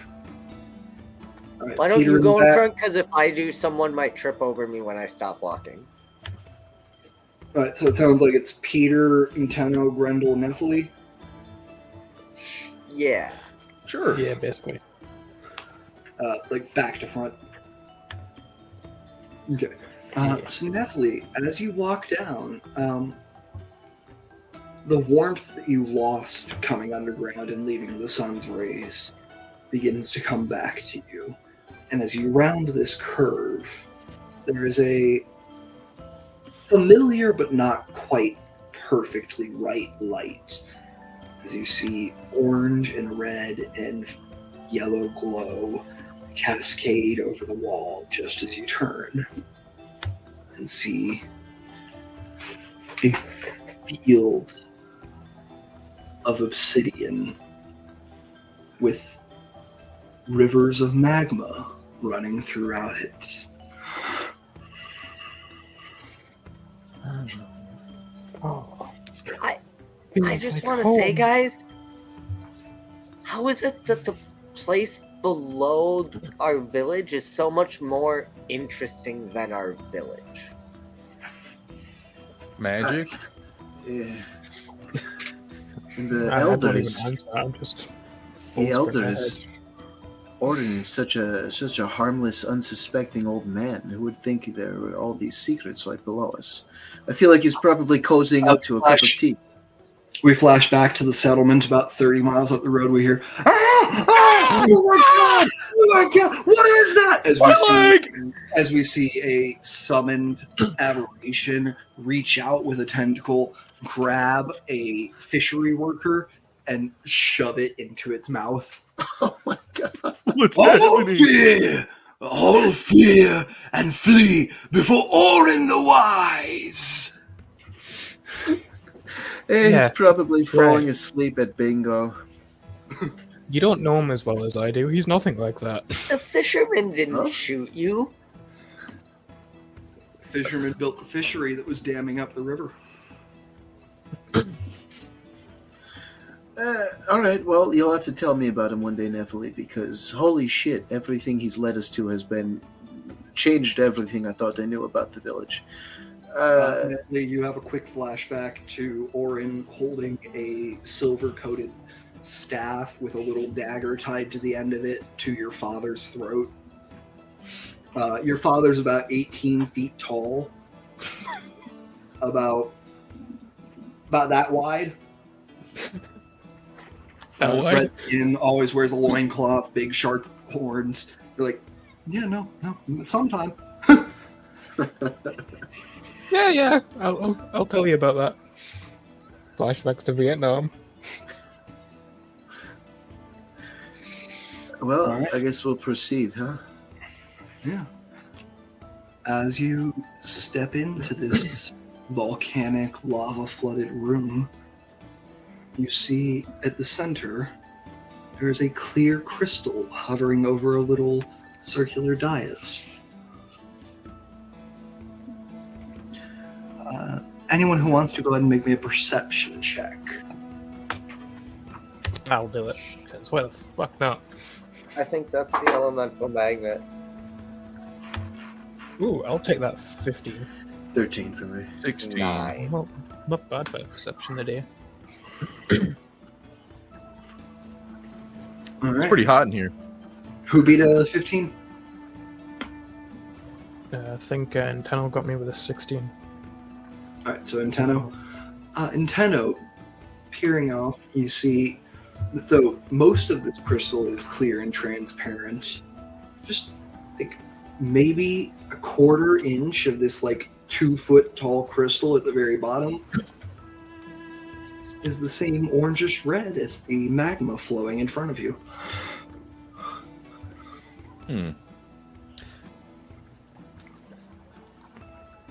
You don't think that's a magnet, do you, Nephilim?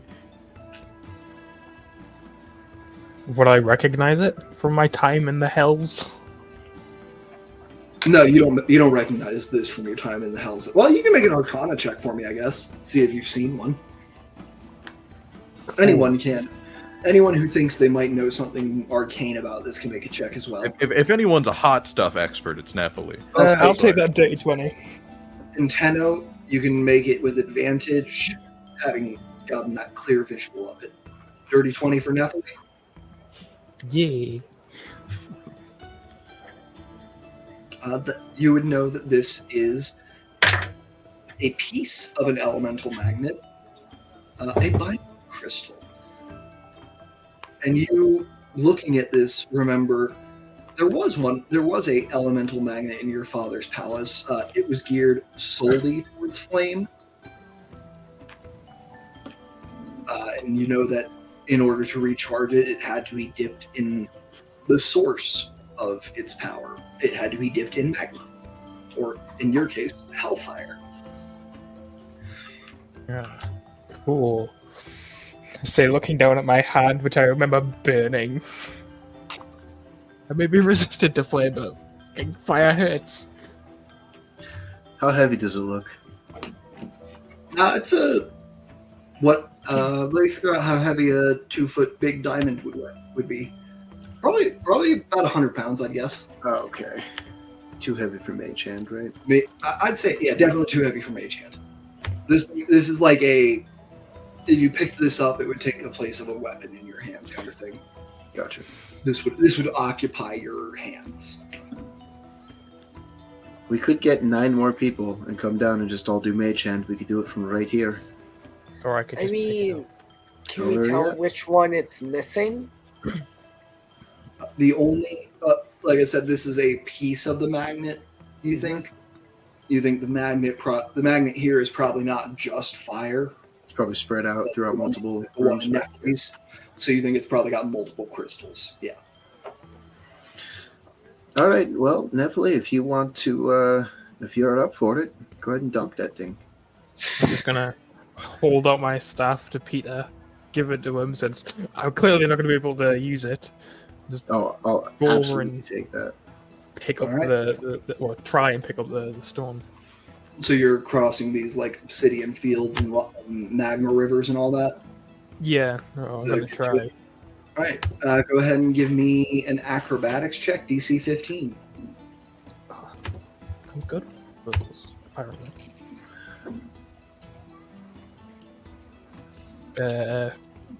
13. 13. All right. You're able to make it to the central dais, but on your path, there's a little bit of a slip as you see one of the magma rivers burbles a little, and in order to dodge the little bit of magma that comes out of the bubble, you jump to your left quick, slip, and scrape yourself on this jagged obsidian that makes up the floor. You are going to take 6 points of piercing damage. Funsies. Ooh! You're doing great. You're doing great. But you Just make it to glaring straight at him. the central dais with the gem. Getting up, brushing myself off, because that was so elegant. I'm just gonna walk over and gingerly touch it with one hand and see if anything happens. Nothing happens when you touch it. And then I'm gonna try and pick it up with both hands. All right. What is your strength score? An 8. An 8.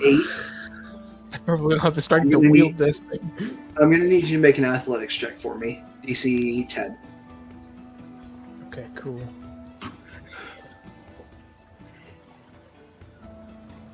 I haven't. That is a 2. A 2? Yeah, This I don't know. this is just straight up too heavy for you to pick up alone. Fuck. I'm coming. You sure? Yeah. I'll be. What's the worst that can happen? I mean, you could fall into magma, burn alive. I didn't ask that as an actual question. Oh. All right. I Go ahead. know that. Go ahead, give me that acrobatics check to cross.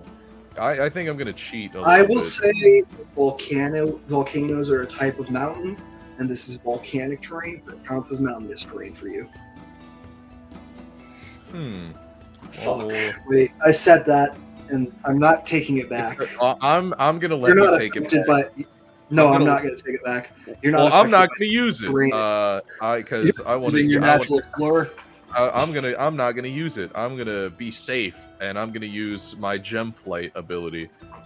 I mean, I was going to say you're not affected by difficult terrain in your favored terrain, correct? Correct.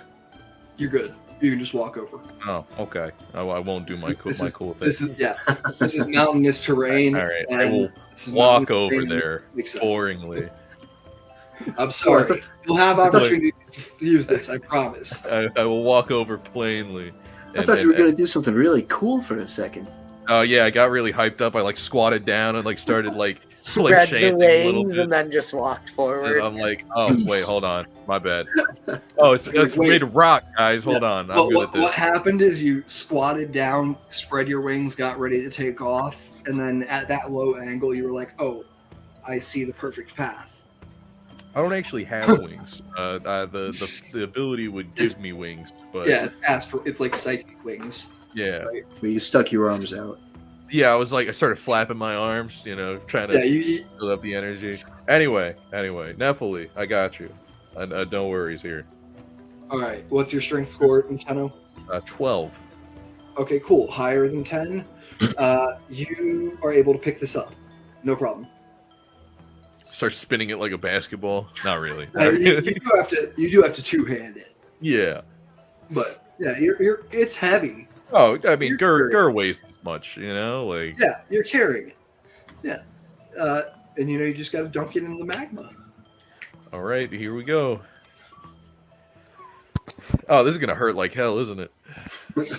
Well, I mean, if you give it to me before you dunk it, it doesn't matter. All right, I will hold the part. I'll turn it upside down, and I'll hold the part that still has the color, and I'll support it from up there, and let Nephilim guide it in. Okay, yeah, I'll say that Yeah. takes enough of the weight of holding it off that Nephilim can guide it in.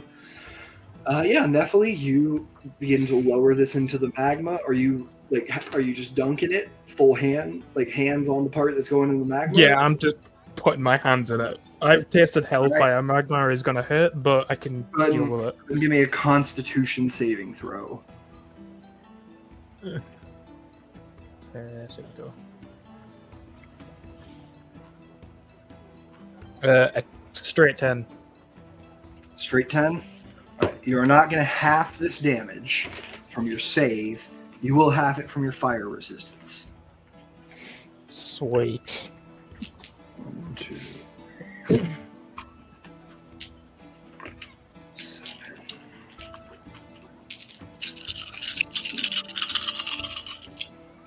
That is a lot of dice. It's less than I'm supposed to do for lava. I don't know if any of you know what the actual damage for lava is, but it's 10 to 10. It's a lot. I know. Oh, it's an a lot? example. It's like a bunch of I think D10s or something. It's fucking magma. Alright, so it's 10. 20. Whoa! This number can't be real. Wait a minute. 30, half to 15. Oh, thank fuck. I'm just a lot. No, I don't want to go to browse magic items D&D Beyond. Would you say they're within 60 feet? How big is this? Probably about 60 feet all the way across, so within 30 feet of you. Cool. Grendel's gonna play a few notes on his lyre and cast Healing Word on Nephilim. Cool. You get 5. The two of you pull Oh, this cool, I'm back not out gonna get hit. and are able to see that it is now completely filled with that orange-red light. Oh god, it's hot. This is so hot. What the hell? It's honestly really not. It's I've the outside of it. You can tell from where you're holding it that it's much warmer. Like if you moved your hands to the center of it, but grasping it at the points at the top and the bottom, it's maybe 5 degrees hotter than room temperature. I've placebo affected myself into thinking it's hot. Gotcha. It's quite cool. I'll put this But thing back. you lug it back over to the dais, put it up there, and you see the light spreads, still filling the gem, but also filling each of these little channels that you now see in the obsidian with that same light. A bright red-orange flare occurs, and you hear a rumble deep below. And see another exit open up on the other side of the cavern. You see the lava rivers they don't go away, but similarly to the way the river sunk down to become a stream, they sink down to just become little streams of lava running through the floor. There's about like a foot gap between the top of their channels and where the lava level is. You see this whole dais glowing brilliant orange. I guess we should check the other ones. I guess so. Well done, everybody. So Yeah. we'll make our way across. All right, you make your way through. Here, Nephilim, let me get that for you. And Tenno will like put his hand on the ground, and his fingers will glow a little bit as he draws some energy from nature itself and the earth, and will cast Cure Wounds on Nephilim to give them give you another 9 points of healing. Nice. Nephilim, you feel, honestly, the same warmth that you've been noticing all day fills you, and you are as warm and comfortable as the heat of the hells ever was. As Tenno draws upon the natural warmth and fires of this place and pushes them into you to restore you. Her hair kind of like almost sets on fire just from the feeling. Whoa! I mean, like it literally like almost bursts into flames, but she doesn't seem frightened by it. But yeah, and everyone can now cross the room without making checks as it has shifted and these rivers have lowered. Beautiful. Again, I just like hang back a minute. It's like I like this warmth. It feels nice. I will let you know, Nephilim, this warmth you can tell will carry with you. Probably until there is something to make you cold. Or until you sleep. Yeah, come on, there surely won't be a snow room. There's literally no way. Cold? That's not a thing people deal with. I don't think that's an element. Come on, Nephilim, your mysterious adopted father's mission awaits. And you At make least your he's way better than my actual dad. You make your way across the cavern. Coming through the door, there's another short tunnel, much shorter than the first, that exits over yet another cavern. You're about halfway up a wall here that goes down about another 200 feet. You can see from inside this almost cave mouth that you're in, that out in front of you and below there are treetops, and in the air there is a swirling, almost like standing in the center of a tornado, swirling gusts of wind carry massive rock platforms around.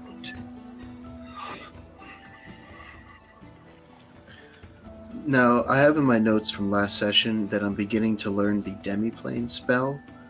Yes. Could I make an Arcana check to try to ascertain whether or not we've been in the same plane of existence this whole time? You can absolutely do that. I'll say if you want to burn a detect magic or something, you can make this with advantage. Oh, I'm actually going to burn. Expertise. Do inspirations carry over from last time? Inspirations carry over. I'll just burn one of those then. Hell yeah. Can I just like throw a pebble at one of these falling platforms? See if anything happens. 17 on the die for a 22. You think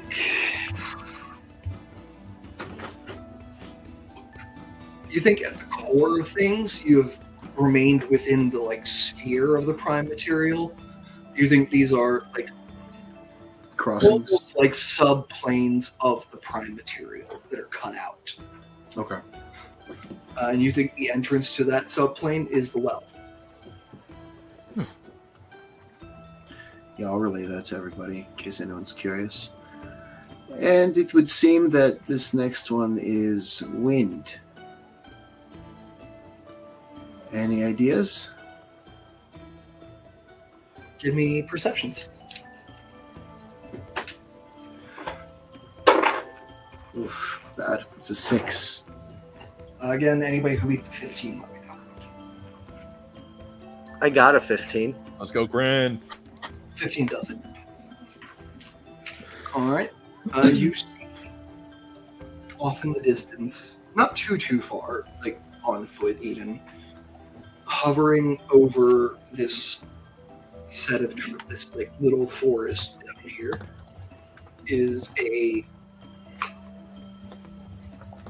I was gonna try to describe the shape I had in mind for this rock, but then I realized that the only metaphor I have for it is butt plug. Okay. Honestly, though, that conveys I mean, the it's shape. descriptive. Like, I Yeah. know what it looks like. That does the trick. Yeah.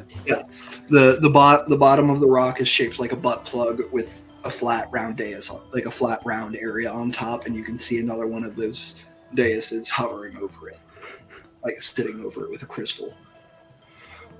Does it seem like any of these platforms ever get close to that dais? Like these rocky things that are swirling? It does, and you can actually, looking and seeing, realize that each of the platforms lines up at some point with the one in front of it and the one behind it. Welcome to a skill challenge, gang. Yeah. You gotta find some way to cross 4 platforms to get to the center. So yeah, I think we have to jump, guys. There's flying rock things that we have to find a way onto and then hop from one to the other while they're swirling around to get over there. And then I guess throw the diamond into the tornado to charge it. I think I might have something to get somebody at least most of the way there. What you got? It's a cool thing I've been working on. Come here, I'll show you, Nintendo. You know that new sound you've been looking for? Well, listen to this. Just me chanting spells. Yeah, I want to get as close as I can to the swirling before the wind is like too much. It's the edge of the cage mouth, so like you're Okay. standing on the edge. Yeah. Okay. That first, or I'll say, what's the closest to the objective platform within 90 feet of me? I'll say the second platform, so you could skip the first one entirely. Okay. Peter pulls a book out and just starts kind of like muttering to himself, and like Antenno's with him, and I'm just like looking up at you, like kind of like looking at you, muttering, looking back at the thing. I pull out some paste out of one of my robe pockets, just smear a little on your face. You're gonna get the urge to clench. Don't clench. What do you mean? What are you talking about? Just don't clench. And then I would like to cast Vortex Warp, and Nintendo has the option to make a con saving throw. I'd rather you didn't. And then he's going to be teleported to an unoccupied space of choice that I can see within range, which is going to be that second platform. I'm going to trust in Peter and not clench and choose to fail, I guess. I was gonna say, Nintendo, do you clench? You do not clench, and you appear on the second platform, having skipped the jump to the first one entirely. The winds are buffeting you, and Nintendo, go ahead and give me either a strength or dexterity saving throw. DC 10. You got it. Deck save. 16. You are about to do that to me, I will hit you. 16. Awesome. So, Yeah, you're what fine. exactly happens with that spell? I've never heard of Vortex Warp. Space time is folded around you, and you appear, and you are. It's a short range teleport for allies or enemies, but enemies get a con save. And It's mostly used to move allies around. okay, gotcha. And Tenno lands on the platform and like holds himself there very well. He's the most anxious you've ever seen him with what just happened. And yeah, I think in terms of technically, Vortex Warp is graviturgy. So, Nintendo, you are pulled into the center of yourself, forming a miniature black hole, and then unfold in this new point. I'm picturing like Harry Potter apparating, like the way they Yes. portray that. You just like Squeezing through a pipe. I've never tried it myself. It looks incredibly painful. And Tenno vomits of the platform. Yeah. Oh, he clenched I a just little laugh. bit. He clenched a tiny bit. I can tell. You can hear your father in the back of your head saying, "No, you should never clench."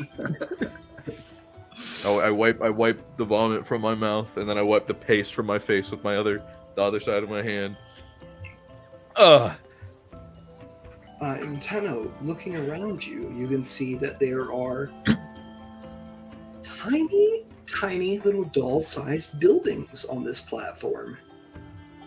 Give me a luck check, please. You want to hit... I'm going to say you want to hit a 5. Well, that's a nat 1. Something... Oh god.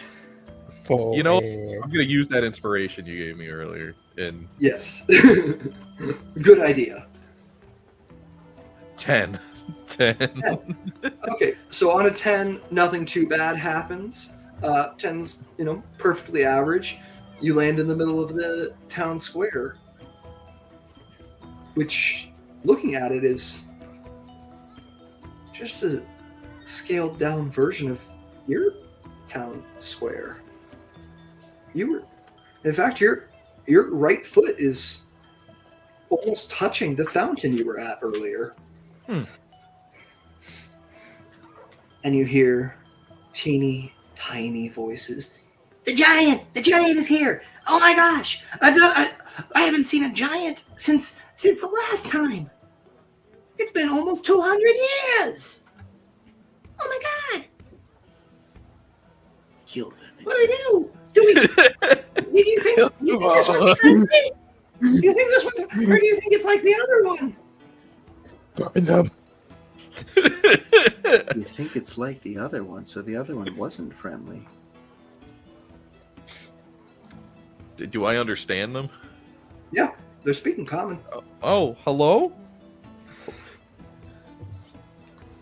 From below. Hello. 3 people fall down from the force of your voice. Nope, not doing this. I go to the next platform. All right. You look around you. 3 people fall down. They're not dead. They just got knocked over. I'm sorry. I say that not at the village, but like upward to the sky. Yeah. And you start sprinting towards the next platform. Give me a acrobatics check to not step on any buildings. You got Or it. dex saving. That's better for you. We'll do acrobatics. This isn't a save. This is a check. Yeah. I immediately regret my decision with a 4.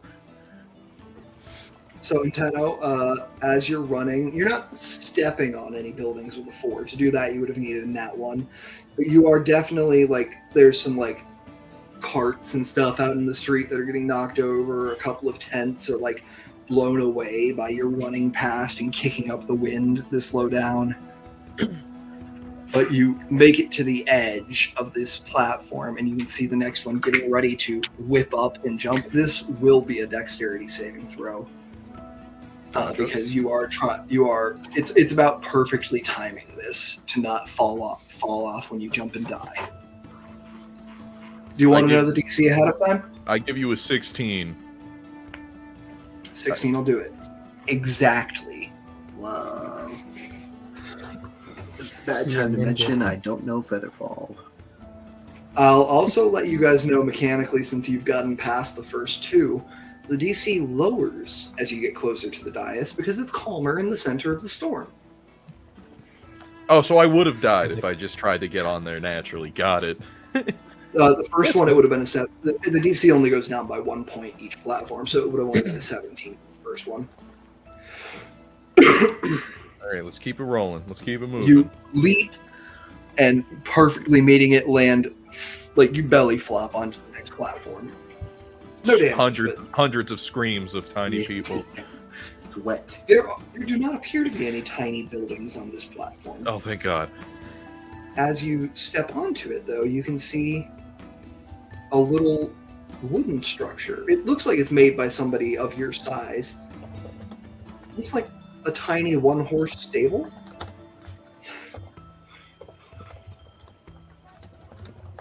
Neat. It's off to the... If you think of towards the center as north, it's off to the east of this platform a little bit. So it's not straight on your path, but it's there. Hey guys! There's a horse thing out here. Should I check it out? Give me perception checks to hear him above the roaring winds as he's 100 feet away. Yeah. Nah, it's a 10. You need a 15. It's an 8. Would I realize that the wind was probably cutting How me out? about Yes. 19? I will thaumaturge. Wait, what was that, Nephilim? 19. Yeah, Nephilim hears you. I'm gonna thaumaturge just to be safe. Okay, yeah. With thaumaturgy, they can hear you, no problem.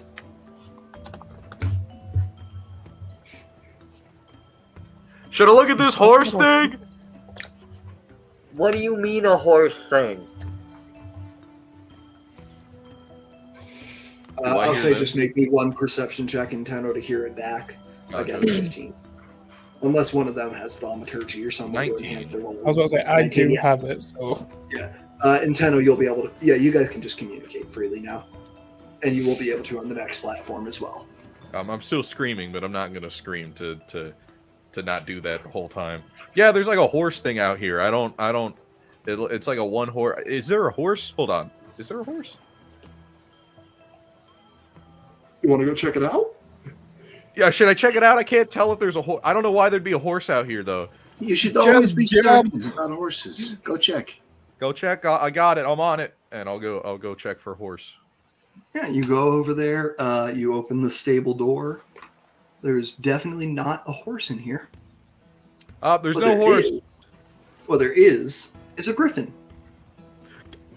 Oh, it's not a horse. And you see it begin pawing at the ground. Do I understand this Clawed grunting? talons. No, it's cawing at you as it scrapes along the ground with its front talons.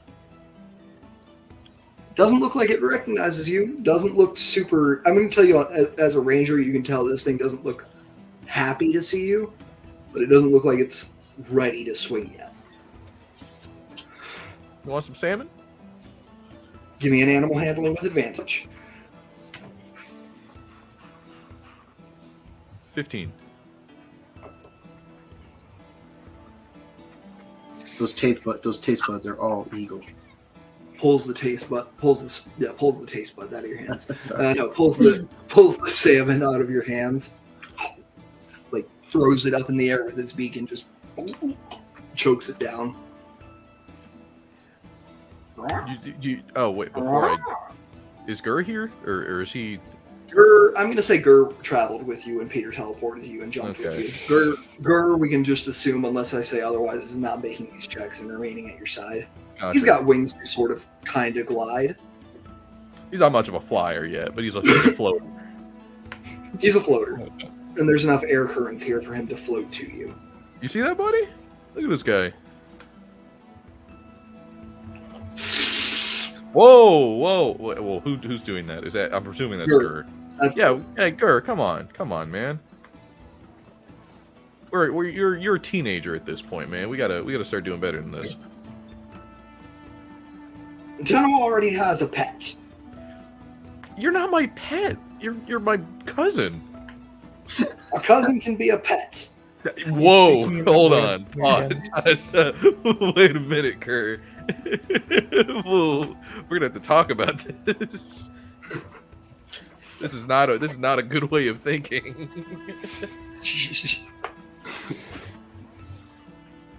And I think in Tenno, you have a little bit of that. Oh, Gur's got that genetic enslavement of sentience for amusement. Yeah, not a big fan of that. We're gonna get that out of there as soon as we can, because I'm not okay with that. How's the griffin doing though? It's eyeing Gur a little suspiciously. You don't think it can understand him. It's Griffin. All It right, doesn't Gur, speak dragon. It speaks Griffin. can you be nice, or do you need to go hang out with Peter? Because you know how much Peter likes you. Gur looks at you, looks at the Griffin. Give me one more animal handling. This will work for both of them. If Gotcha. you'd like it to, or it can only be directed at Gur if you want. I'm handling both of them. I'm Chris Pratt in Jurassic World right now. 17. 17. Yeah. Gur You see Gur's hackles kind of settle, and you see the griffin stops eyeing Gur, turns to you, and sort of, it doesn't flap its wings, but it rustles them, and sort of noses at the stall door that it's behind. Yeah, I'll get everything out of its way so it can come out. I'll leave my hand down if it would like to get used to my scent, or it can walk past me. I'm not gonna like block its path. Yeah, it walks outside of the stable and bends down onto its knee. Oh. Did we see this? Yeah, you can see something vaguely horse-like preparing to let Nintendo mount it.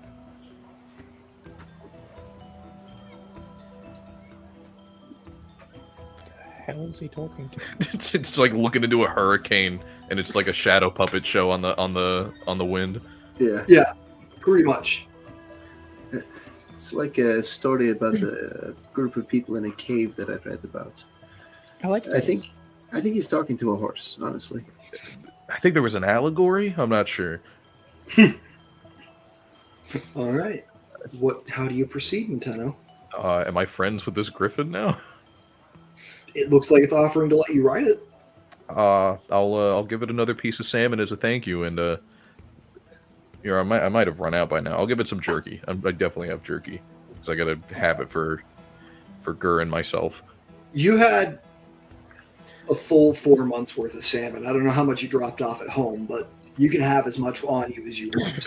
How much salmon do you want to have? I'll roll a 1d4 for how much salmon I held on to. How many pounds of raw salmon is rotting in your bag? Half of the salmon is on my person. So I much think, climbing. honestly, I think Nintendo was given a bag of, basically an anti-spoiling bag for ingredient gathering, since that's his main job. Oh, bag of saran wrap. I love it. Basically. It is... No, I lied. It's not a bag. It's a little container. It's got this little latch on the top that you can flip up to let air in. It's Tupperware. Tupperware. Yeah, exactly. Well, Sounds fun. Yeah, But, feed them. hey, Tupperware, if you're looking to get back into the business, I'll run a Tupperware party. I'll take that Tupperware money. Let's feed and prepare for ride. All right. You feed, hop on its back. Give me your last animal handling check. On the DC 15, it's going to get you to the next no, I'm going to say DC 10, this thing gets you to the next platform, no problem. DC 20, it can get you to the dais. 17. 17. So you get to the final platform, and you can see as it flaps its wings and takes off, you can see it's not easy for it to fly through these high force winds, and it wears out very quickly as it gets you. The next platform wasn't quite in line with you yet, so it's flying around the hurricane to stop you there. Yeah. The horsey can fly. All right, let's get there. I feel bad making my friends wait for me so long while I'm playing Griffin Adventure over here. Give me a D4 roll quick. You don't want a 3 or a 4. Well, that's not ominous. A 2. 2? You're still in your friend's line of sight. That's all. Yeah, but they've been standing over there just looking at a tornado. You know, Peter's probably going on about some theory, and definitely. Oh yeah, definitely I'm sure they're bored as hell. I'm sure they're bored as hell. But if you'd rolled a 3 or a 4 when the Griffin flew with you, it would have flown around to where they could no longer see you. All right, let's get this done. Let's get in there. All right, last platform. Bare, dusty rock. You don't need to time this one. This is just about whether you can run and make the jump. I can do that. Give me a DC 17 acrobatics. Or wait, starts at 17, goes down to... Give me a DC 14 acrobatics. I rolled an 18. Hell yeah. You clear the jump, make it to the dais, you land standing. and you see this crystal, again, clear, with just a bit of white at the bottom. A little more white than there was red. Let's get this bad boy in the wind. Yeah, you grab this bad boy. See the winds whipping around you, and you notice that where they're most focused, it's straight up. Well, I guess now we do the cool thing where no one can see it. I will use Gem Flight to gain spectral wings for a minute. And head up. What color gem is in Tenno? I'm an amethyst, Okay. so a deep blue. From far in the distance, Peter, Grendel, and Nephli, you see a flash of purple light that for just a moment spreads out and takes the form of a massive dragon before coalescing back down. And you can see on the tiny figure of Intenno in the distance, along the shadow of his body, there are two glowing amethyst wings. Oh my god, he's going Super Dragonborn. I'm like just taking notes about the room in a spare notepad and just saying under my breath as I like half notice this, it's gonna be dangerous as fuck in like a year or two. You see this guy? He's level 3 right now. Imagine what's gonna fucking happen when he hits 10. Holy shit! What do you do, Intenno? We fly, and Gur holds on tight as we ascend. Straight up above the dais, you fly through the open circle at the top of this almost temple-like structure. About 20, 30 feet above that, you pierce through this spiral of wind. Give me a strength or dex saving throw. Got it? I'm going to say with advantage because you're flying under your own power. 22. You pierce this. The crystal fills bright light.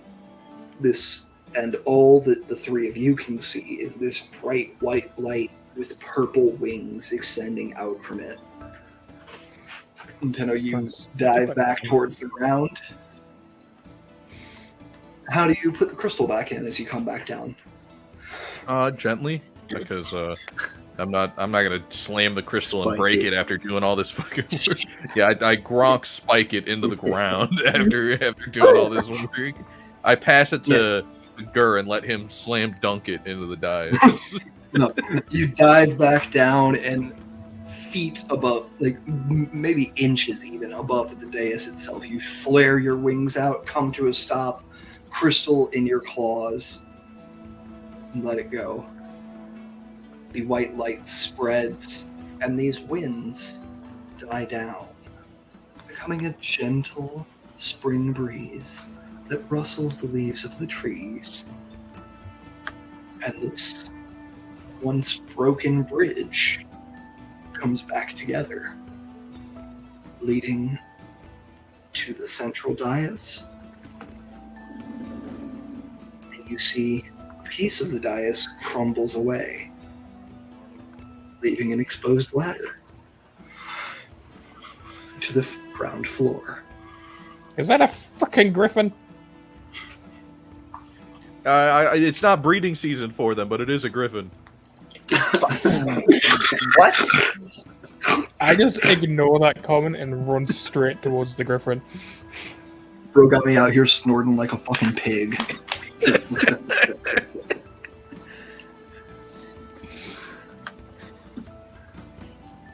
It must I be a guess you're all family able to thing. regather here on the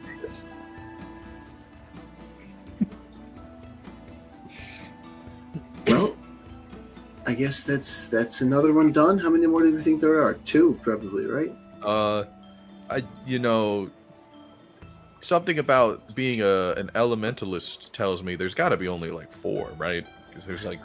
It could be like a Captain Planet, the 5th element is love type situation. Oh, you mean Admirable Earth, right? Legally distinct Actual Itharis, thank you. Major material plan.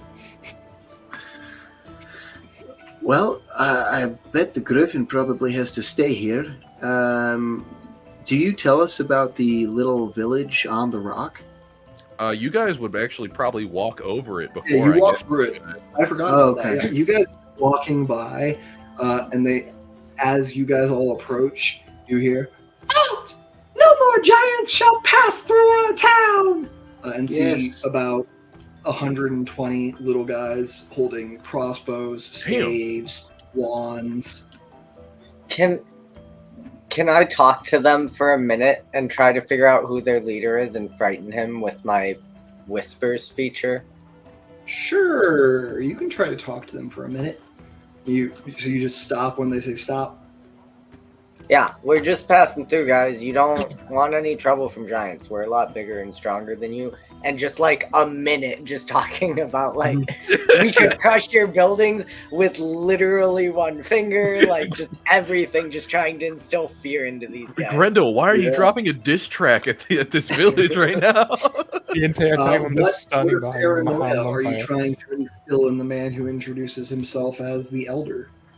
Well, it would be normally would be a DC 12 Wisdom saving throw, or they are frightened of me or another creature of my choice Does for it 1 look- hour or until it or its allies are attacked or damaged. Oh, that Does is a it- failure. Okay. So yeah, like what was your call off question, your Peter? men if you like having a city.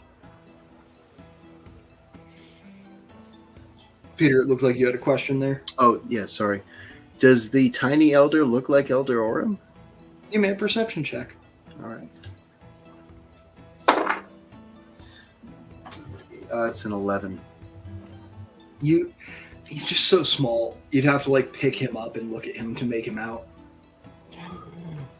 I mean, I noticed that the buildings are exact replicas, and I think that, I guess, would be enough to make me say, maybe we should be a little more careful about something's really weird and fucked here. This is a tiny replica of the town, populated with tiny people. I have no fucking clue what any of this means. I would be really careful not to destroy anything or disrupt whatever the natural flow of all of this is. We're just stepping. We're just going over to you. No problems. Peter, as you say this, you hear, "Oh God, Rudolph, what are you doing outside of the shop? You need to be working." Yes, well, I will be in just a moment. I am just finishing up some work for Elder Oren. Did he just say ma? Can I look for the source of the noise? Can I look for... Oh, absolutely. Give me a perception check. DC 15. Literally... Oh, no, 16. I was going to say just passed, but it's 16.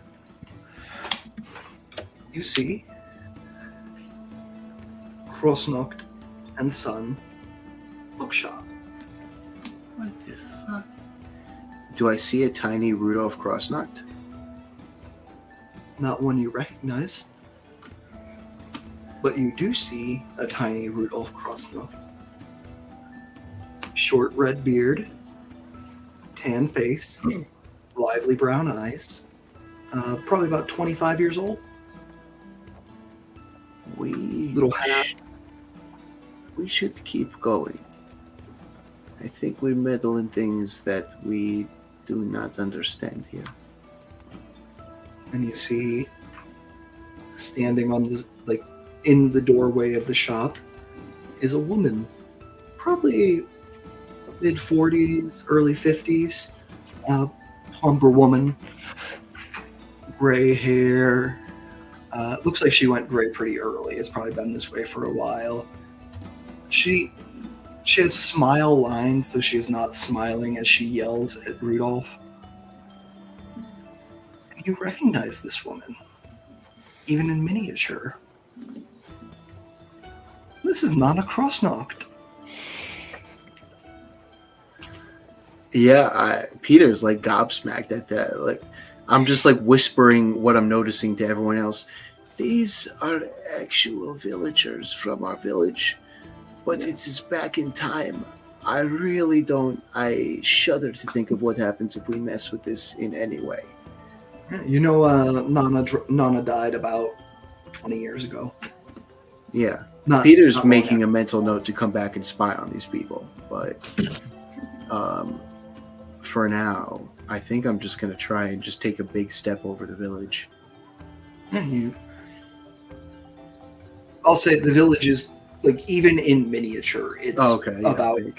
long. But you could walk around, you think? Yeah, just disrupting as little as possible. I don't want to talk to anybody. I feel like I'm going to sneeze and like disappear like Marty McFly.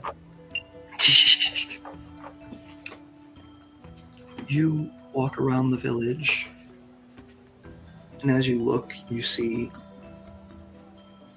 one person who unfortunately didn't make it through Inteno's sprint earlier. No one you recognize. And you see their squished body on the ground, and you see there is no blood. It's just like squished clay. And you continue on your way.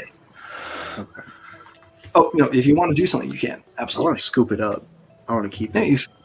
you scoop up this body. You take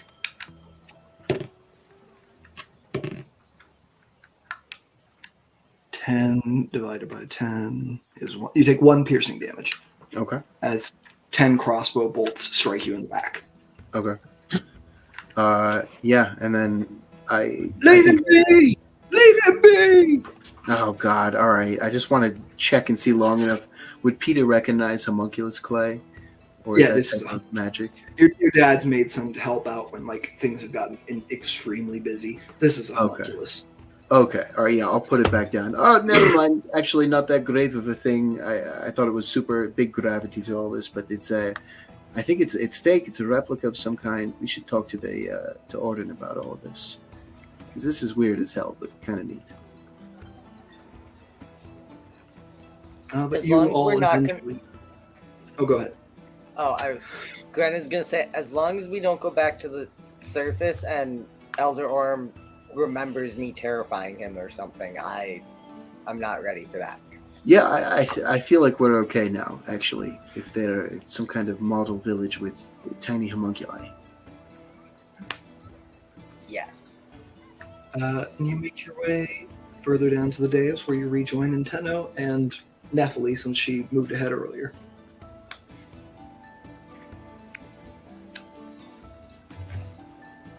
So a ladder, huh? Has Nephili stolen the griffin and carrying them along with us? I don't think she's Nephili attempting. picked up a person. Not with an 8 strength. That's for sure. She's attempting to like feed it. I don't think it'll like her very much though. Nintendo will come over and give you some food to feed it. See if my presence helps. Yeah, Nephili, you can give me a animal handling with advantage. Sweet. I'm so good at that. I'm not. I'm really not.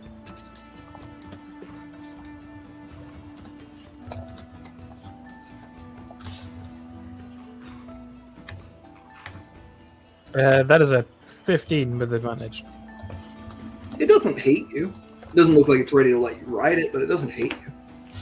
Oh, I wouldn't be surprised. My hair is currently on fire. Well, alright, gang.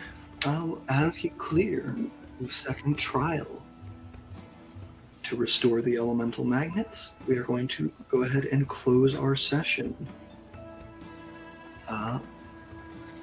It has been a wonderful episode of Delving Beyond. We will pick up next week with our final 2 trials. I'll let you know. Yeah, you're right. There's 4. Earth, water, fire, air. Ruin the suspense. I really wanted to We are make a the joke Avatar. about how I saw a table one time that had over 50 elements. I have a table that has, I think, 32. 36. That sounds more reasonable.